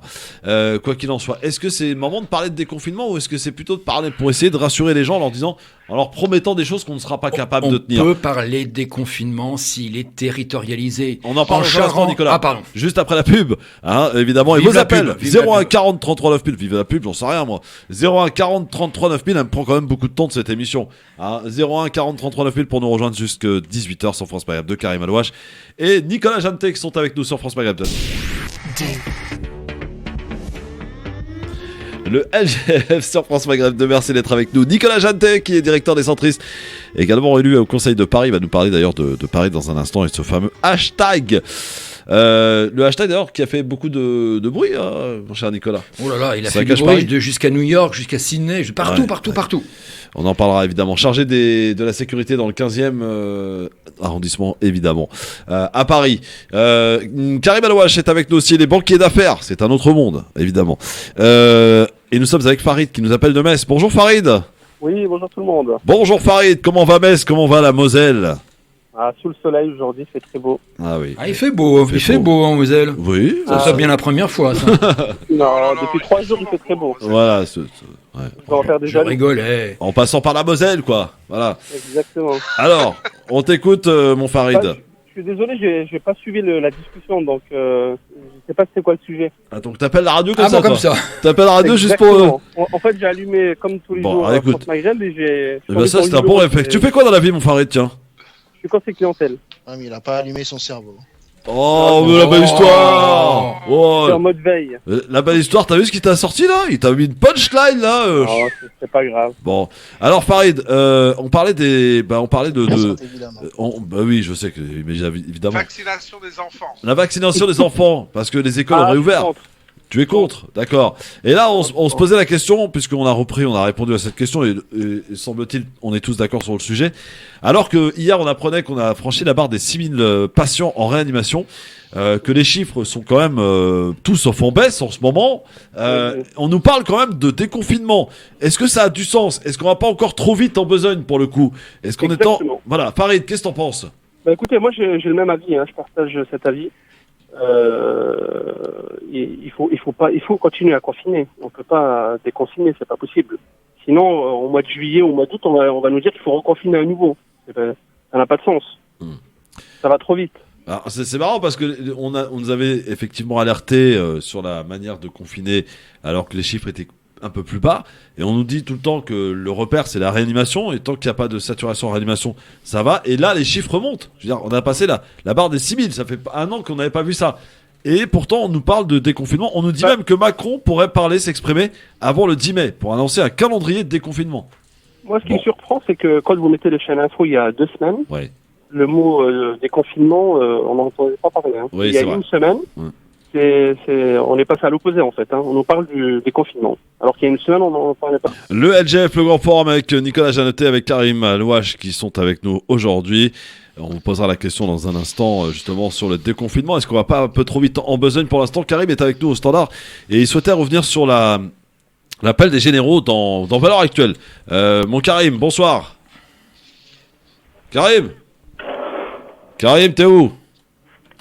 Karim, il est parti à la cuisine ou quoi? Non, toi, je sais que t'es là. Comment vas-tu? Excuse-moi de te réveiller, Karim, c'est plus l'heure de la sieste. Pas, pourquoi tu me réveillerais? Bah, je sais pas, ça fait 3 fois que je t'appelle déjà, Karim.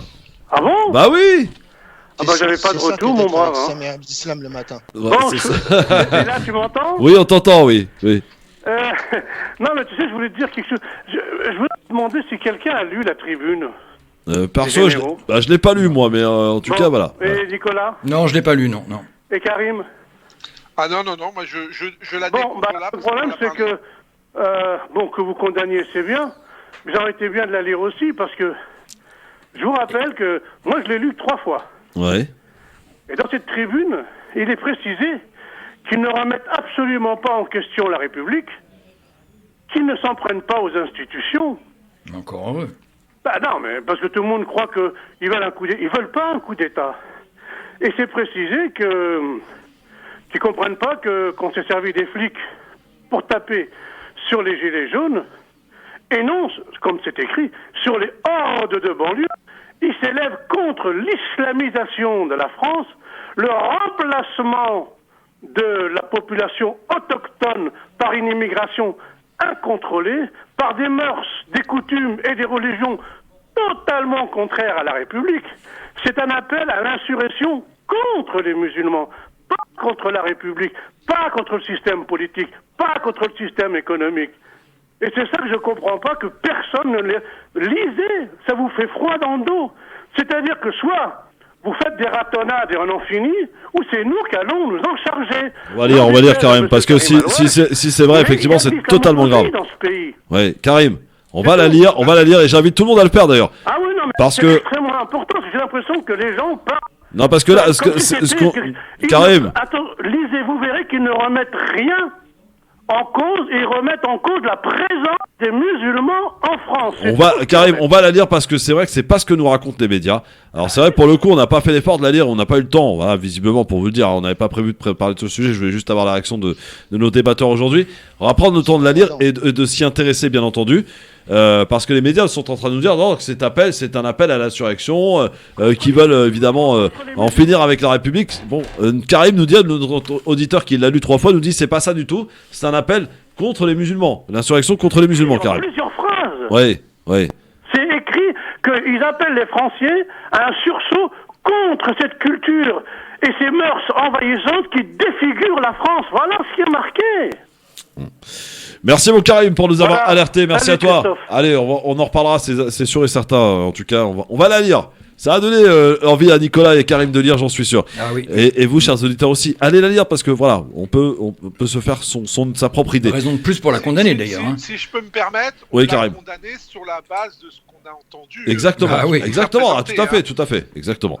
Alors. Et d'ailleurs, si c'était ce que Monsieur dit, ce serait encore plus condamnable. Encore plus condamnable, on est d'accord. Alors, Nicolas, est-ce qu'on va pas un peu trop vite en besogne là avec cette manière de déconfiner? On a annoncé le déconfinement, le président de la République qui devrait s'exprimer dans quelques jours, alors que les chiffres sont en hausse, les réanimations, on est au bord de la saturation, 6000. Mais bien sûr, on va beaucoup trop vite. On va beaucoup trop vite. Je pense qu'il est en train d'essayer de nous donner un peu d'espoir parce qu'effectivement, il y a beaucoup de tensions. Les jeunes n'en peuvent plus. Moi, chez moi, hier soir, je le vois dans les immeubles environnement, il y a des fêtes partout. Voilà, alors bon, mon fils qui fait le ramadan, il fait pas la fête, mais je le vois en face, partout il y a la fête. Donc je pense qu'il essaye de décompresser un peu les gens, mais on va beaucoup trop vite. Et encore une fois, si on le fait, il faut le faire territorialisé, parce qu'effectivement dans les Côtes d'Armor ou en Charente, on peut commencer à déconfiner, mais en Ile-de-France, pas question. Karim, est-ce qu'on va un peu trop vite là pour le coup là? En fait, moi je pense que l'idée de donner une échéance, ça c'était quelque chose de très bien et ça a fait du bien à beaucoup de gens. Oui. Et j'ai trouvé ça assez positif. Après le déconfinement, pour un déconfinement intelligent, moi je suis favorable. Et Dieu sait que réouvrir les terrasses par exemple, ça pose pas de problème. Réouvrir les terrasses. Comment ? Réouvrir les terrasses par exemple. Non, pour moi, réouvrir des terrasses, ça me pose pas de problème. Ce qui me pose problème, c'est quoi ? C'est la question que je me posais, c'est si les employeurs obligent leurs salariés à revenir en présentiel. Ça me pose problème parce que ça s'est produit en septembre dernier et on a vu le résultat que ça donne. Maintenant, j'espère et je pense que les Français ont pris conscience quand même que le virus c'était pas une rigolade, que ça s'attrapait, que c'était mortel, que c'était dangereux, pas que pour les gens âgés, pour les jeunes aussi maintenant. Il y a beaucoup de jeunes en réa, il y a des jeunes qui décèdent. Le dernier en date a Bondy, 24 ans, et qui n'avait pas de pathologie particulière, et que les gens vont se comporter et vont faire attention. Je pense qu'on peut aller sur une terrasse si on fait attention. Ce qu'il ne faut pas, c'est des rassemblements ou faire la fête. Alors là, on est en train de nous parler du masque à l'extérieur. On est en train de parler du masque à l'extérieur sur son efficacité. Hein. ça n'arrête pas dans les médias. Non. Écoute, Christophe, moi je pense que il faut arrêter. Cette crise, elle a mis en évidence que tout le monde se prenait pour des médecins, pour des scientifiques. Ça, je suis d'accord avec toi, Karim. Pour des journalistes aussi, parce que tout le monde s'improvise dans l'autre sens. Et j'ai jamais vu autant de fausses ou de désinformation que pendant cette crise. Le masque, où que vous soyez, c'est toujours mieux que de ne pas en avoir.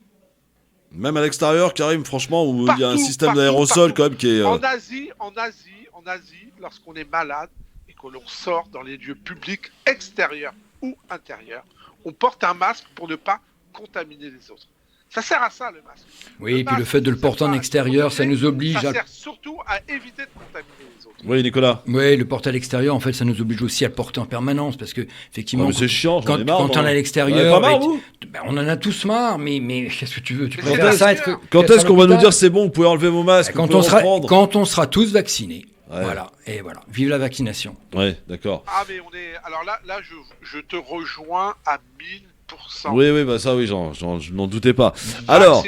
Vacciné. Bah oui, vaccinons en masse, c'est tout. C'est la seule solution. On en reparlera dans des années, les gars. Hein. Bon, alors, juste dis donc, Nicolas, je t'ai vu au Conseil de Paris. Donc, tu mâches pas tes mots, hein? Qu'est-ce que j'ai dit? Ah bah t'étais là, t'as parlé, je t'ai vu sur Instagram et tout. Ah bah écoute, je suis présent. C'est vrai qu'on a été un peu attaqué pendant ce dernier Conseil de Paris. Voilà, on a sorti des banderoles, il y a eu des suspensions de séance, des rappels au règlement, mais bon, c'est ça la politique. On s'emmerde pas au Conseil de Paris finalement. Avec Anne Hidalgo, Anne Hidalgo, elle est tellement peu présente. Je crois qu'elle a été sur 4 jours, elle a été présente 5 heures. Ah ouais. Elle est jamais là. Ah bah, elle a pas le temps, les maires de Paris, Nicolas. Oh. Et puis, il y a les maires de Paris, puis elle voyage, et puis... Attaqué, hein. Pardon? C'est normal, Nicolas, que tu aies été attaqué. Parce qu'en tant que centriste, on est toujours au centre de la ligne de mire. C'est beau. Magnifique la belle histoire, bravo. Il arrive avec sa petite punchline. Bon, alors, justement, toi, tu veux nous parler d'un hashtag qui a fait beaucoup de bruit et qui a même résonné dans tout le monde. Ah oui, j'ai même écrit une petite chronique. Eh ben, on va t'écouter, mon Nicolas. C'est parti. Nicolas Jeannetet, donc, qui est avec nous sur France Maghreb 2 pour sa chronique, son édito Saccageons Paris. Merci, mon cher Christophe. Oui, car ce hashtag Saccage Paris, parti d'un simple mécontentement de quelques Parisiens sur le manque de propreté à Paris, est devenu aujourd'hui, en quelques mois, le symbole de Parisiens fatigués de vivre à Paris, à l'exemple même d'Alain Souchon ou de Fabrice Lucchini qui ont annoncé vouloir quitter Paris. Tout commence en fait sur Twitter, par le post de quelques Parisiens en colère face à des encombrements laissés à l'abandon. Ce qui semblait à l'origine qu'un coup de colère de quelques habitants, c'est aujourd'hui des dizaines de milliers de tweets avec des photos retweetées par des dizaines de milliers de personnes. Du problème de propreté, on est même passé aux rues et trottoirs défoncés, les fameux nids de poules, aux feux bricolés et réparés avec du scotch, et plus grave, à l'esthétique de Paris. Au départ, la mairie de Paris a regardé cela avec dédain, niant le problème et faisant reposer cette campagne à une extrême droite en mal de reconnaissance à Paris. Elle est toujours autour de 2%. Puis, après quelques jours, elle a décidé d'envoyer son premier adjoint, Emmanuel Grégoire, celui qui a fait le couac sur le confinement dur de 3 semaines à Paris, en oubliant d'ailleurs l'Île-de-France, et qui a essayé sur RTL de rétrécir le débat pour ne parler que de la propreté et regretter et rejeter cela sur la faute des Parisiens, proposant même d'augmenter les impôts et d'augmenter les amendes pour les incivilités. Voilà la bonne solution. Pas très convaincant, c'est Emmanuel Grégoire. En dehors de la propreté, en fait, ce hashtag Saccage Paris soulève un problème plus profond. Celui du manque d'entretien des équipements publics qui se dégradent et qui sont rafistolés, comme je le disais, avec des bouts de scotch, et celui de la laideur des aménagements et du mobilier urbain. Prenez l'exemple de la place de la République. Elle a été refaite sans espace vert, avec que du béton, sans aucun îlot de fraîcheur, et au titre des bancs, des poutres d'arbres morts qui, au fil des mois, se détériorent. Autre exemple, dans le 18e, entre La Chapelle et Stalingrad, sur cette fameuse promenade urbaine, comme ils disent, on a placé des pissotières solaires, des uritrottinettes, des pompes à urine censées faire de l'engrais à utiliser dans les champs par la suite. Sauf que ces urinoirs solaires, ils ont été placés sous le métro, à l'ombre, et dans des lieux où la consommation d'alcool et de crack est importante. Je ne vous raconte pas l'état de ces urinoirs, juste fermez les yeux, sentez, imaginez et appréciez. Et puis, il y a aussi l'avenue de l'Opéra, classée au Monument de France. sur laquelle chaque propriétaire doit faire valider par les architectes des bâtiments de France la taille de leur fenêtre s'ils souhaitent la changer. Et là, en une seule nuit, l'une des plus belles avenues de Paris a pris les couleurs d'une piste de circuit automobile avec des blocs en béton et des pilots en plastique jaune. On est loin, très loin du Paris imaginé et construit par Haussmann. Certes, on pouvait le critiquer, cet Haussmann. On estimait que son style est un peu rigide, classique et même un peu sombre. Mais il est quand même mieux que ce mobilier urbain formant une ZAD géante avec des jardinières devenues pissotoires, elles-mêmes devenues des poubelles avant de finir taguées. J'ai souvent l'impression, et c'est peut-être là qu'est le problème, que cette mairie n'aime pas le style parisien, en fait qu'elle n'aime pas Haussmann. Car oui, c'est vrai, Haussmann c'est le Second Empire, celui de la bourgeoisie triomphante et de ses squares et de ses parterres fleuris. Et ça, ce style Haussmann, les socialistes et les Verts ne semblent pas l'avoir adopté, mais lui préfèrent une nouvelle grammaire urbaine. Oui, c'est leur mot, une nouvelle grammaire urbaine, prônée bien sûr par les gourous parisiens de l'écologie. Face à ce style parisien, ils préfèrent installer des poutres de chantier plutôt que des bancs publics, aménager de grossières clôtures en bois autour des arbres pour remplacer les grilles de trottoir et inciter les Parisiens à implanter des choux. Paris outragé, Paris sali, Paris martyrisé, Paris abandonné. Non, ce n'est pas le général de Gaulle qui parle, vous l'avez bien compris, mais les Parisiens qui ne cessent depuis un mois d'alerter sur le déclassement, la dérive, l'abandon de la propreté, de l'esthétique de tous les pièces publiques à Paris. Aujourd'hui, comme seule réponse, Anne Hidalgo propose de fourguer la patate chaude aux mairies d'arrondissement. Oui, on en veut, puisque les élus de droite et du centre le demandent depuis des années, mais avec quels moyens ? Et quel pouvoir ? Pour l'instant, les premiers documents de travail reçus dans les mairies d'arrondissement montrent qu'il s'agit de rafistolage, de bureaucratie, sans véritable moyen en financier. Le choc de la propreté à Paris aura-t-il enfin lieu ? J'en suis pas si sûr. Merci beaucoup Nicolas Janotet. Vraiment le coup des urinoirs solaires placés sous le métro quand même à l'ombre, c'est quand même pas mal, hein, fallait y penser. Bravo les gars, franchement ça réfléchit de ouf. Karim Alouache, est-ce que tu partages le regard noir de Nicolas Janotet sur Paris? Haussmann, c'est fini le temps de Paris-Haussmann.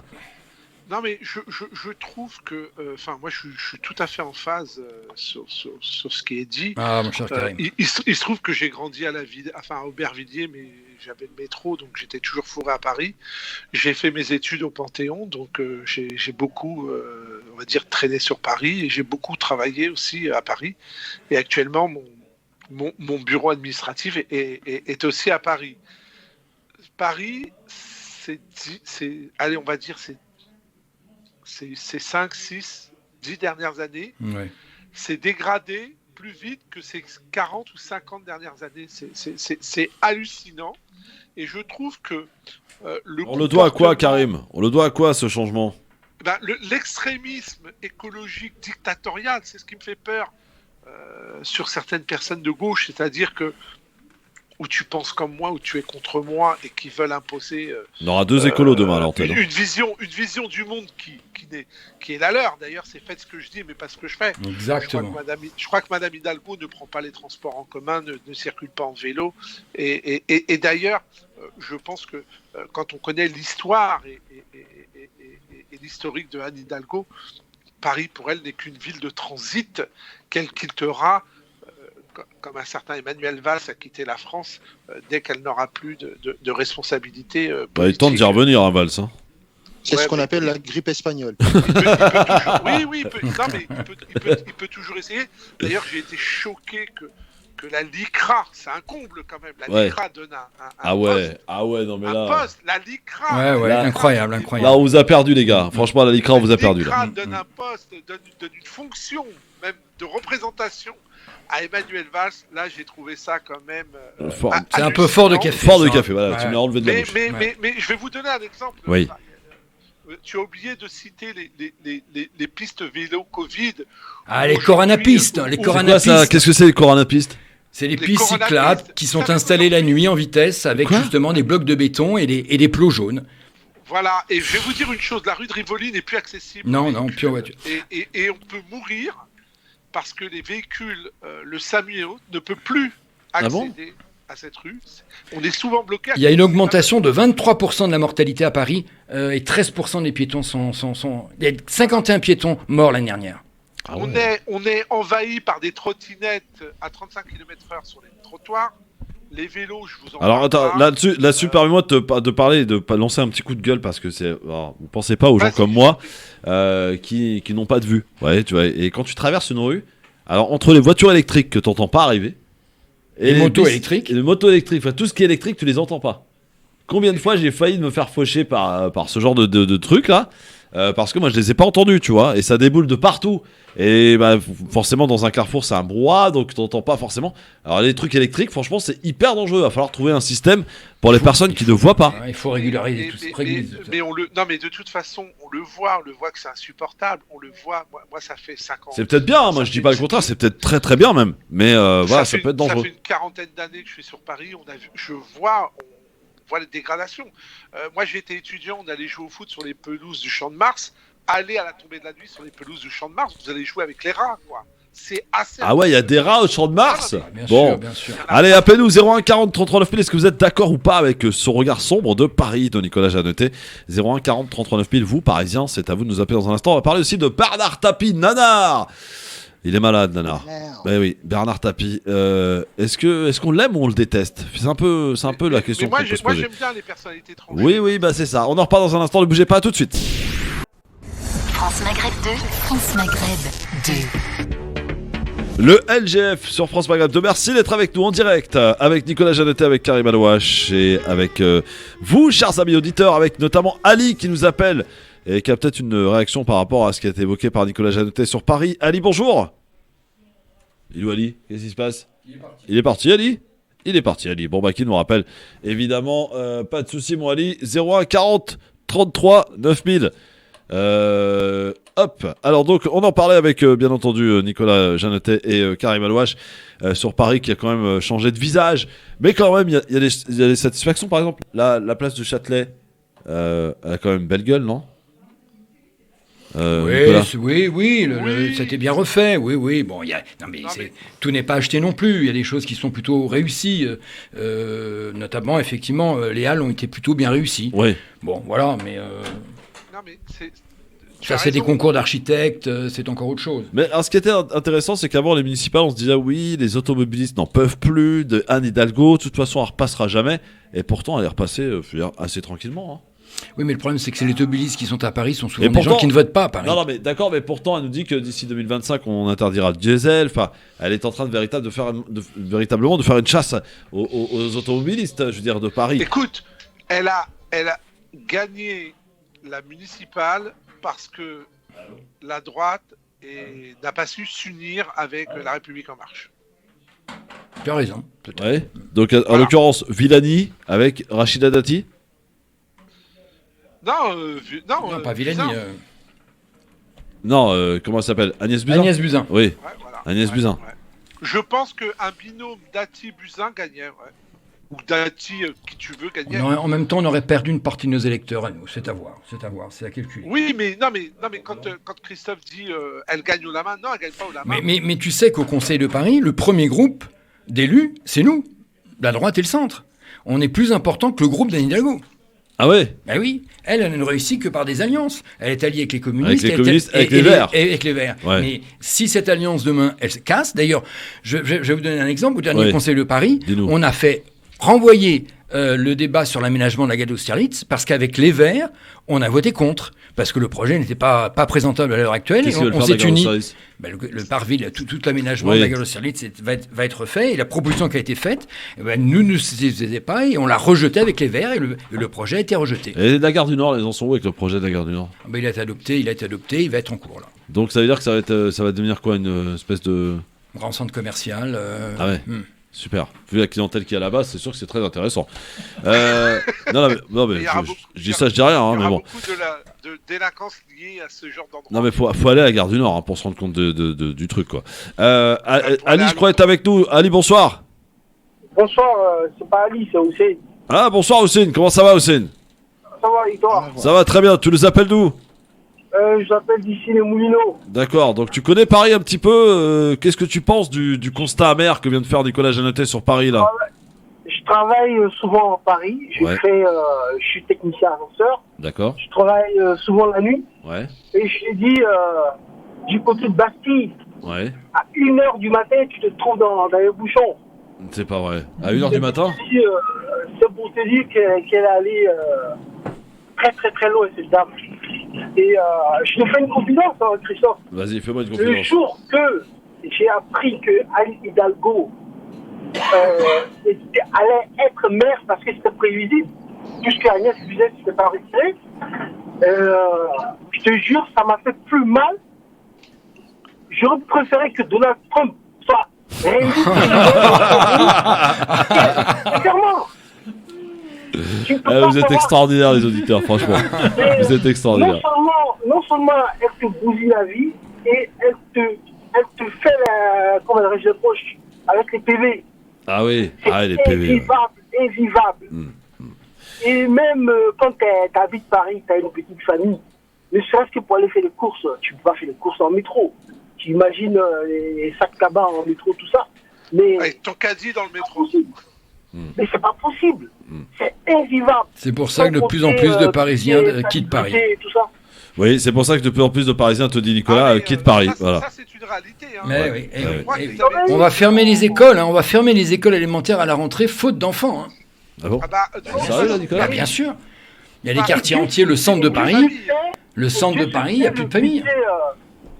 Merci Hossein en tout cas pour ton appel et merci, à très bientôt. Oui, non mais attends, c'est hallucinant. À Paris, on va fermer les écoles. Bien sûr. Fait de Paris une ville qui n'est pas une ville, qui n'est plus une ville pour les familles. Elle veut faire une ville musée. Pour les célibataires, pour les couples. Non, une ville piétonne, les amis, sans voiture, sans pollution, c'est bien, non? Ça devrait vous parler, ça. Vous qui êtes un petit peu âgé, vous avez besoin de respirer quand même, non? Mais quand tu veux respirer, tu vas dans les parcs, tu sors. Il y a des parcs à Paris, il y a des beaux parcs, il y a le Pont de Vincennes. Non mais Christophe, pourquoi les gens prennent leur voiture? Je vais te dire, ils préfèrent faire 1 heure de bouchon que d'avoir des transports en commun où il n'y a plus de sécurité, hyper sales, qui fonctionnent comme ils ont le temps, hein, tous ceux qui prennent le RER. Donc à un moment donné, qu'est-ce qu'ils disent les gens? Je suis dans ma voiture, je galère, mais c'est moins grave que les transports en commun. Au lieu d'avoir une vraie politique de dire qu'est-ce qu'on fait pour les transports en commun, comment on les améliore. Moi, je connais même des Parisiens aujourd'hui qui prennent leur voiture ou qui prennent un moyen de transport personnel parce que le bus, c'est le bazar. Le métro, si tu n'es pas sur une ligne automatique, il y a toujours des problèmes. L'insécurité, la propreté. Alors tiens, je vais demander à Tarek Mami qui est revenu dans cette émission. Tarek, vous êtes usager, vous, des transports. Vous marchez aussi à pied, vous connaissez bien Paris. Ah, je connais Paris. Oui. Nicolas Janotet nous a fait un constat macabre de Paris, de ce qu'est devenu Paris. Alors, Paris Haussmann a disparu. Oui, alors j'ai vu ça, j'ai vu un reportage sur une télé, je ne sais pas laquelle, avec, ça m'a rappelé le grand sketch de Grand Fernand Reynaud, où on arrive sur une place, il y a 400 interdits. Ah oui, ça c'est la polémique des 300 interdits. 400 interdits sur la place. Donc vous pouvez aller, parce que en plus la rue, cher Christophe, elle est en sens unique. Donc, quand vous arrivez au bout de sens unique, vous vous trouvez dans un carrefour avec 4 interdits. Alors, qu'est-ce que vous faites? Le plus malin a essayé de faire marche arrière, mais il avait de la chance parce qu'il n'y avait personne derrière lui. Donc, ça, c'est pareil. Deuxième chose, hier, j'étais au boulevard Jean Jaurès avec mon épouse. On attendait un rendez-vous. Et mon épouse, elle m'a dit, mais elle est large, cette rue. Je dis, tu ne peux pas savoir comment c'était cette rue il y a 10 ans. Il y a 10 ans, il y avait 4 couloirs, 2 pour monter et 2 pour descendre pour les voitures. Aujourd'hui, il n'y a plus qu'un seul dans chaque chance. Et quand quelqu'un, un papa, donc il est avec son épouse et avec son bébé, s'arrête 30 secondes pour faire descendre le petit, pour rentrer dans un magasin ou rentrer chez lui, il y a 50 coups de klaxon derrière. Donc, il devient foutif. Et donc, cette ville est massacrée. Je ne sais pas quel est le mot que vous avez utilisé. Je faisais ma chronique sur le hashtag Saccage Paris. Voilà. C'est plus que ça gâche. Oui, elle est saccagée, oui, tout à fait. Elle est saccagée. Et on n'a plus ce plaisir de circuler. Et moi, qui aujourd'hui a un peu de difficulté pour marcher dans la ville, je me retrouve tout le temps, cher Christophe, avec un vélo qui me klaxonne parce que j'ai pas fait gaffe. Ou une trottinette. C'est horrible ça. Non, mais parce que j'ai pas fait gaffe qu'il y a un couloir vélo. Donc pour moi, un trottoir, c'est pour les piétons. Et tout d'un coup, je trouve un trottoir pour les piétons. Donc cette ville, aujourd'hui, je la reconnais pas. Et j'ai un regret à titre personnel. Vous seriez prêt à vous barrer, Tarek Mami, de Paris? Non, je ne me barrerai pas de Paris parce que j'aime beaucoup Paris. Mais j'ai un seul regret, c'est qu'après Delanoë, on a eu Madame Hidalgo, chacun est libre de penser de son politique. Mais c'est pas à moi que tu vas dire ça. On a compris le sens, Tarek. Non, mais j'allais dire, et pourtant, officiellement, ils sont tous les deux du même parti. C'est pas, donc c'est pas de droite ou de gauche. C'est la personnalité d'Hidalgo qui nous dérange. Voilà. Personnalité. Voilà. Et donc, ça n'a rien à voir avec moi, j'ai mal à mon pari, comme dirait. De toute façon, pour le maire, pour le coup, c'est pas la. Vous êtes dur avec Hidalgo, franchement. Ah, vas-y. Ah bon, pourquoi, allez, vas-y. Alors, la belle histoire. La belle histoire, je vais vous donner une raison professionnelle pour ne pas aimer Madame Hidalgo. L'écoute de la radio se fait en gros à près de 80% dans les voitures. Et donc, non, mais je veux le dire. Et à partir du moment où elle a fait donc les quais sans voiture, il y a moins d'écoute à la radio. Et donc, c'est à cause d'Anne Hidalgo, alors. Ah ben, c'est une décision politique. Vous me tendez une perche. Allez, allez-y. En Galilée, merci mon Dieu pour les grandes voies sur berge. Ouais. Enfin, voilà, vous voyez, vous avez répondu. Et donc, si vous voulez, et moi j'étais secrétaire national des radios indépendantes en France, 150 radios, et donc parisiennes. Elle n'a jamais consulté les professionnels de telle et telle activité pour savoir ce qu'ils en pensent. Et quand on a pris ça, c'était en 2014 ou 2015, on lui a écrit une lettre pour lui dire pour nous c'est une catastrophe.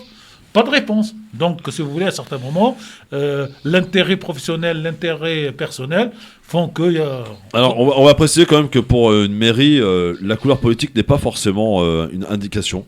Non, c'est la personnalité. Voilà, il peut y avoir un très très bon maire de droite, on peut être de gauche, on peut avoir un très bon maire de gauche, etc. On est d'accord, mais elle n'aime pas cette ville. Ah, je sais pas si elle n'aime pas cette ville, mais en tout cas... Non. Elle a la conviction pour moi, cher Karim, qu'elle ne pouvait pas gagner les élections sans donner des gages aux écolos et aux Verts, à tort ou à raison, hein. Et partant de là, elle est rentrée dans une surenchère pour être la maire moderne. Et tu vois, Karim, moi qui la vois quasiment au quotidien, je pense qu'elle est déjà passée à autre chose. Oui, elle vient plus au Conseil de Paris, elle vient que... Est-ce qu'elle va passe à autre chose. Elle est passée à autre chose. Nicolas. Oui, bien sûr, elle passe à la présidentielle. Tu crois qu'elle va se présenter à la présidentielle? Je sais pas, parce qu'elle est à 5%. Alors, et puis bon, quand on est candidat à la présidentielle, on a un bilan à défendre. Et le bilan de Paris, il est pas très bon. Les Parisiens. Bah oui, quand même, les Parisiens, les Parisiennes. Oui, Karim. Alors, on va accueillir Salim, qui nous appelle de l'Estade avant qu'on parle de Bernard Tapie. Là, oula, le temps presse. Ah oui, avec les pubs, on n'a plus le temps de rien faire, Tarek. Ça devient un problème, cette émission. Vous me laisserez remplir de pubs pendant le mois de Ramadan. Et après le Ramadan, il y a beaucoup de pubs. Trop de pubs. Salim de l'Essonne, ça va? Oui, allô, salut, ça va? Ouais, ça va. Qu'est-ce qui se passe, mon Salim? En fait, je voulais rejoindre tes propos concernant les aveugles et les transports en commun. C'est un problème. C'est vrai que pour nous, c'est très très dur avec les voitures électriques. Les voitures électriques, on les entend pas arriver. On les entend pas arriver. Ouais. Et justement, moi, je viens de rentrer. Mais t'es bigote aussi? Je pense qu'il y a des villes, c'est encore pire que Paris. Hein. Ouais. Vous voyez par exemple à Alger, c'est pas mieux. Hein. Ouais, bah là, si tu me parles d'Alger, effectivement, c'est autre chose. Alors, je vous rassure, Alger, il n'y a pas de voiture électrique. Non, ça c'est sûr. Il y a pas de trottinette. L'avantage, c'est qu'on entend tout ce qui se passe. Salim. C'est vrai qu'on trouvera toujours pire, mais il faut reconnaître que sous l'administration de Anne Hidalgo, et je trouve que c'est exponentiel, c'est de pire en pire. C'est de pire en pire. On a l'impression qu'elle est devenue même incompétente, que les adjoints sont incompétents, qu'ils s'en foutent, et qu'elle est passée à autre chose, elle passe à la présidentielle, elle ne vient même pas au Conseil de Paris, et puis basta. Jamais de consultation, rien. Merci Salim en tout cas. Oui, Karim, il faut qu'on accélère. Il y a de l'Hidalgo dans beaucoup de personnalités politiques. Non, mais je pense qu'elle a été élue pour un second mandat, qu'elle se représentera exactement, pas. Il reste 4 ans à salaire à prendre, des rubans à couper, des voyages à l'étranger pour la francophonie, et puis dans 4 ans, on verra bien ce que donne. Allez, 17h40 sur France Bernard Tapie. Bon, Karim, à toi de jouer maintenant. Tu vas nous parler de Bernard Tapie. On t'attend avec impatience. Et je vais écouter mot à mot. Ah bon? Moi aussi. Pourquoi qu'est-ce qui se passe? Il y a un vrai débat après là. Ah oui, effectivement. Alors, hop, qu'est-ce que j'ai comme problème moi? J'ai encore un problème. Bon, on va écouter Karim Alouache donc pour effectivement Bernard Tapie. Karim.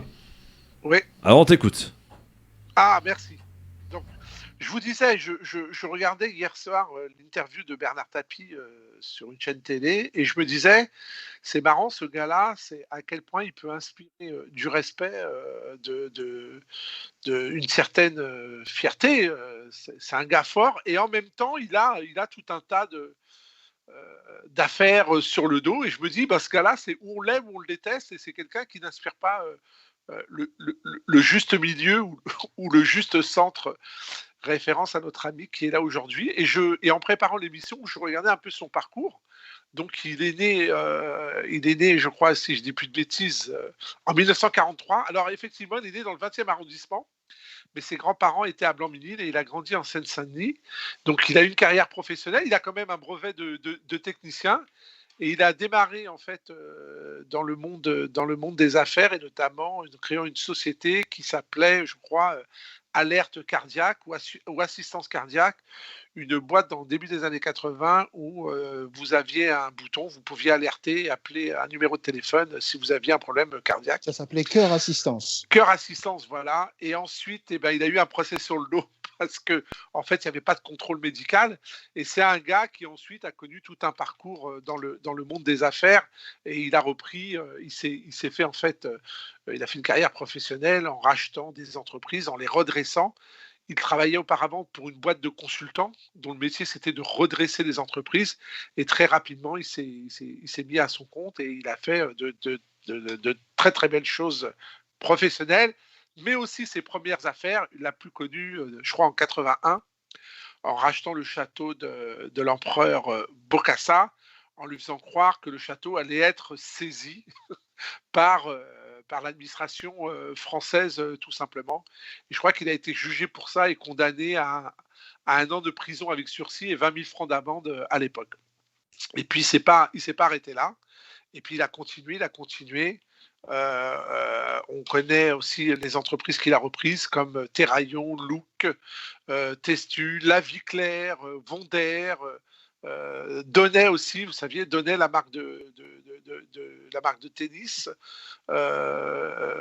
qu'il avait racheté, je crois, 1 franc à l'époque, et revendu 100 millions de francs à la région Valais. En fait, il rachetait des boîtes en faillite, donc il rachetait 1 franc symbolique, c'était sa spécialité, et il les revendait. Par exemple, Terraillon achetait 1 franc, revendu 125 millions de francs en 86, Look rachetait 1 franc en 83, revendu 260 millions en 88, et il y en a comme ça toute une ribambelle. La Vie Claire acheté 1 franc en 80, revendu et revendu à Distribord en 1995, Testu 1 franc, revendu ensuite, etc., etc., etc. Donc ça ne lui a pas coûté grand-chose, si ce n'est son talent de redressement. Mais en regardant de plus près, il a fait plein d'autres choses. Il a fait de la télévision, animateur, il a été chanteur. Il a un parcours aussi d'équipe sportive dans le cyclisme avec l'équipe La Vie Claire. Il a quand même gagné un Tour d'Italie, un Tour d'Espagne. Dans le football avec l'OM dont il a avec laquelle il a remporté la Champions League avec une étoile. Et d'ailleurs, de quelle manière, ça on s'en souvient encore aussi. Une étoile. Avec un but de la tête de Basile. Ouais, voilà, c'est hallucinant quoi. C'était aussi une époque où il y avait quand même moins de distension entre Paris et Marseille, mais surtout c'était une époque où quand une équipe française était en quart, en demi ou en finale, tout le monde la soutenait. C'est vrai. Mais t'as oublié quand même une période un peu incroyable de chez Bernard Tapie. Ministre. Non, mais il n'a pas fini. Pardon. Ah non, j'ai pas fini. Oh là là. Il a Dépêche-toi, mon vieux, il est 44 là. Et il va faire de manière à ce qu'on puisse rien dire derrière. Et puis ensuite, j'ai regardé aussi. Donc, il a tout fait, du cinéma, du théâtre, des affaires, des écoles. Il a créé 6 écoles de commerce pour les jeunes chômeurs, qui ont été fermées. C'est la seule chose qu'il a fait bien. Qui a été déclaré en faillite. Et l'argent dans les jardins aussi, il sait faire. Hein. Voilà. Et ensuite, on va s'occuper à sa carrière politique. Donc, ministre de la ville de décembre 92 à mars 93. Oui. Enfin, ça n'a pas marqué les esprits. Hein. Ça n'a pas marqué les... Non, mais il l'a été. Quand j'aurai fini, je vais venir te voir. La belle histoire, coupe ton micro. Les histoires de famille, c'est après 18h. Député français de 93 à 96. Ouais. Mais il avait, là, je l'avais oublié, député européen aussi de 94 à 97. Conseiller régional des Bouches-du-Rhône de 94, un an seulement, 94-95. En fait, il a quand même, on peut dire, Il a eu plusieurs vies, quoi. Ouais, mais enfin un peu trop. Toucher l'excellence dans tous les domaines qui l'ont concerné. Alors, Nicolas Jeanneté, t'as pas l'air d'accord. Ah non, pas du tout. Pourquoi? Il a fini, Karim? T'as fini, Karim? De la politique et que t'as été ministre, député européen, on peut pas dire qu'il a fait de la pseudo-politique. Dans le monde des affaires, il a connu le meilleur, il a aussi connu le pire. Est-ce qu'il a fait des affaires par intelligence ou par malice? À vous, je dirais, à vous de choisir. Et puis, dernièrement, le combat quand même qui mène contre la maladie de manière impressionnante. Ouais. Sincèrement, quand on est face à la mort, quand on a une échéance, comme il dit, on n'est plus là pour faire le beau sur les plateaux de télé. Il s'en fout complètement. Mais je suis désolé, sa sérénité, son attitude, ça... J'y rajouterai l'agression qu'il a subie à son domicile. Oui, voilà, tout à fait, Christophe, bravo. J'y rajouterai l'agression qu'il a subie à Comblaville. Dernière chose pour conclure, il n'est pas du tout mort dans les affaires parce qu'en préparant l'émission, j'ai découvert que Bernard Tapie, en 2020-2021, mars 2021, était l'homme d'affaires le mieux payé en France. Il a gagné 58 millions d'euros. Il s'en fiche. Mais c'est une réalité. 58 millions Nanar, il n'est pas enterré, hein. On n'aime pas, à vous de choisir. Bon. En tout cas, moi... Oui, Christophe a raison de rajouter quand même l'agression de cet homme à 71 ans ou 72 ans. 78 ans. 78 ans chez lui. 78 ans. Ouais, c'est avec une son horreur. épouse qui a pris cher, apparemment. Oui, c'est une horreur. Ouais. Nicolas, pourquoi t'es pas d'accord avec le parcours de Bernard Tapie fait par Karim El Ouache? D'abord, je commençais par une boutade. Je suis pas d'accord parce que c'est l'OM et moi je suis PSG. Ouais, non, mais ça c'est d'accord. Bon, ok, je retiens. Moi aussi, je suis d'accord avec toi. Ça tombe bien. Moi, je suis OM. Ouais, moi je suis PSG, donc on va pas être copains. Non, je plaisante. D'ailleurs, le PSG joue demain en demi-finale. Le personnage est sympathique, c'est un battant. Voilà, j'ai rien à dire sur le personnage que les Français aiment bien et voilà. Non, excusez-moi, mais c'est un escroc sympathique. Vous voulez que je vous rappelle? Non, mais attendez. J'aime bien. Escroc sympathique. En venant tout à... En quoi il est escroc? Attendez, mais... Alors, on y va. Ouais. Il a été condamné pour abus de biens sociaux. Plein de fois, Karim nous le rappelait. Sa première affaire, il a été condamné avec la revente du château de Bokassa. Oui. Bon. Après, vous voulez que je vous rappelle l'OM, tiens. Hein, l'achat des joueurs, l'achat de l'arbitre. Là, hein, oui. Ça, c'est normal. Le jardin. C'est normal, ça. Dans 10 ans, on parlera de l'étoile du PSG. Pour l'instant. On parle de Marseille, Bernard Tapie pour l'instant. Et puis là... Et l'étoile de PSG, on attend toujours. Et puis là, il a été condamné. Il a été condamné à rembourser ses 406 millions. Il les rend pas. Donc c'est un homme qui a été condamné tout au long de sa vie. Hein, mais c'est un homme qui donne pas forcément pour moi un bon exemple auprès de la jeune génération. Alors il a fait des choses bien, hein, les 4-5 écoles dans les banlieues, voilà, ça c'est très bien, mais d'autres l'auront fait, Borloo l'a fait, hein, mon ami centriste Borloo l'a fait, mais voilà. Non, pas de la même manière, et Borloo pas avec son argent. Oui, d'accord. Borloo avec l'argent de l'État, Tapie avec son argent à lui. Bon, voilà. Ok, bon, mais quand on a beaucoup d'argent, c'est normal qu'on le fasse. Moi aussi, j'ai une petite ONG, je mets tout l'argent dedans, voilà, chacun le fait, mais voilà, c'est à la base, il a escroqué plein de choses. Est-ce que Tapie a été escroqué, parce que le fond du problème dans ça, est-ce que Tapie a été escroqué par la banque, le Crédit Lyonnais, sur cette vente qu'il traîne depuis donc maintenant 40 ans, j'allais dire. Non, mais je fais exprès, je dis 40 ans. Est-ce qu'il a été escroqué ou pas? Parce que toute la bataille, elle est là. S'il n'a pas été escroqué, il n'a rien escroqué derrière. S'il a été escroqué, il a essayé de rentrer dans ses fonds. Il a escroqué, puisqu'il y a eu il est passé devant la CDR, hein, on appelle ça le consortium de liquidation. Bon, là, ça a été un peu bizarre, d'ailleurs. Hein, Sarkozy est intervenu. J'ai pas besoin de parler, tu dis tout, là, Tarek. Sarkozy ou pas le Bon, et après, il y a eu un recours devant les tribunaux. Oui. Et les tribunaux ont tranché, il doit rembourser les 406 millions. Donc il a escroqué. Oui, mais il a escroqué en rattrapant l'argent qu'il a eu. Il a escroqué depuis le début. Alors, Nicolas, quand vous parlez, Nicolas, mais quand vous parlez de Tapie, il est 49, là, faut qu'on y aille. Quand vous parlez de Tapie, moi, il y a un nom qui vient. Oui, c'est qui? C'est le PDG de la Crédit Lyonnais. Mais ça, je suis d'accord. Non, mais Delevoye, qui dès le premier jour dit je veux me le faire, ce type, je l'aime pas.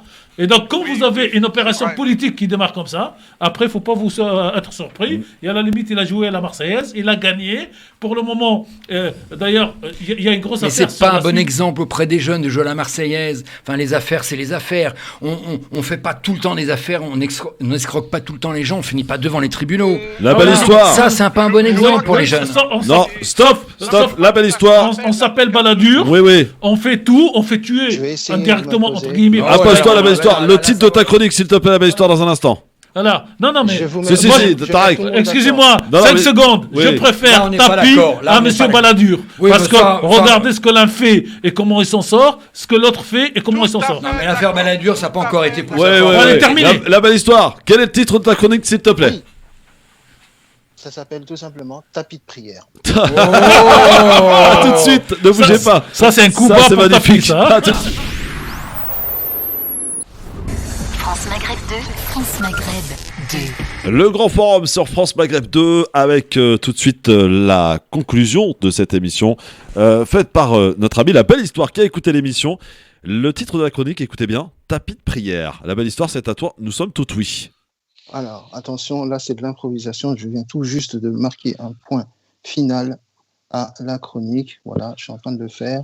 Et donc la chronique s'appelle donc tapis de prière. Aujourd'hui, le Grand Forum a sorti le tapis rouge de prière pour accueillir Geneviève Delru, responsable de l'information religieuse chez Radio France Internationale, sans crier Allahu Akbar. Les questions religieuses occupent peu de place dans les médias, hormis le Jour du Seigneur, bien évidemment sur France 2, et Enquête d'Esprit sur CNews, qui a par ailleurs inventé une nouvelle religion, la Boloréale. Parce que Vincent le vaut bien. Religion du monde, l'émission qui explore les religions du bout du monde au bout des rues de Geneviève. Une émission d'utilité publique ô combien importante en ces temps troublés. Putsch à la radio, le général Tarek Mami s'est imposé sur les antennes de France Maghreb 2, à savoir sa propre radio. N'est pas le général de Gaulle qui veut. Une chose est sûre, c'est que la sérénité militaire de quelques 20 généraux battant en retraite proposant l'insurrection révolutionnaire dans une tribune Vauban dans le torchon valeur puérile. Mise en ligne le 21 avril, ironie du sort, jour du putsch frontiste, et à 2 jours près, du 23 avril 1961, 60e anniversaire du putsch des généraux, cette coïncidence n'en est pas une, et cette mobilisation fera, comme Jacques Chirac le disait, le putsch fera pchit. Tapis volant sur les écoles. À peine la rentrée effectuée, le Covid refait surface et les premières classes ferment. Jean-Michel Blanquer, ministre pour l'instant de la Jeunesse, des Sports et de l'Éducation nationale, vit un sale moment.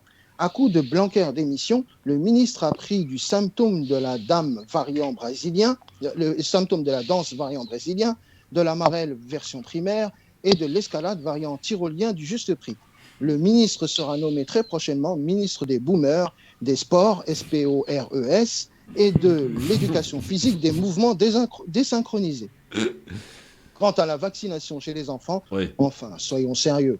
Non à la vaccination des enfants, car on le sait, la vérité sort de leur bouche, et vaccinons les bêtises de l'adulte et ses dérivements songères variant nature humaine. Très beau. Excellent. Hashtag saccage Paris. Tapis sur la table du poker menteur. La propreté à Paris est un mythe aussi légendaire que la scène propre à s'y baigner de Chirac. Au contraire, elle est verte comme le parti au pouvoir ainsi que les socialistes. Paris crottisé, Paris papiérisé, Paris uriné, Paris pollué, mais Paris saturé par tant d'immobilisme. Anne Hidalgo a une gestion de la ville en mode sélectionneur de l'équipe du Paris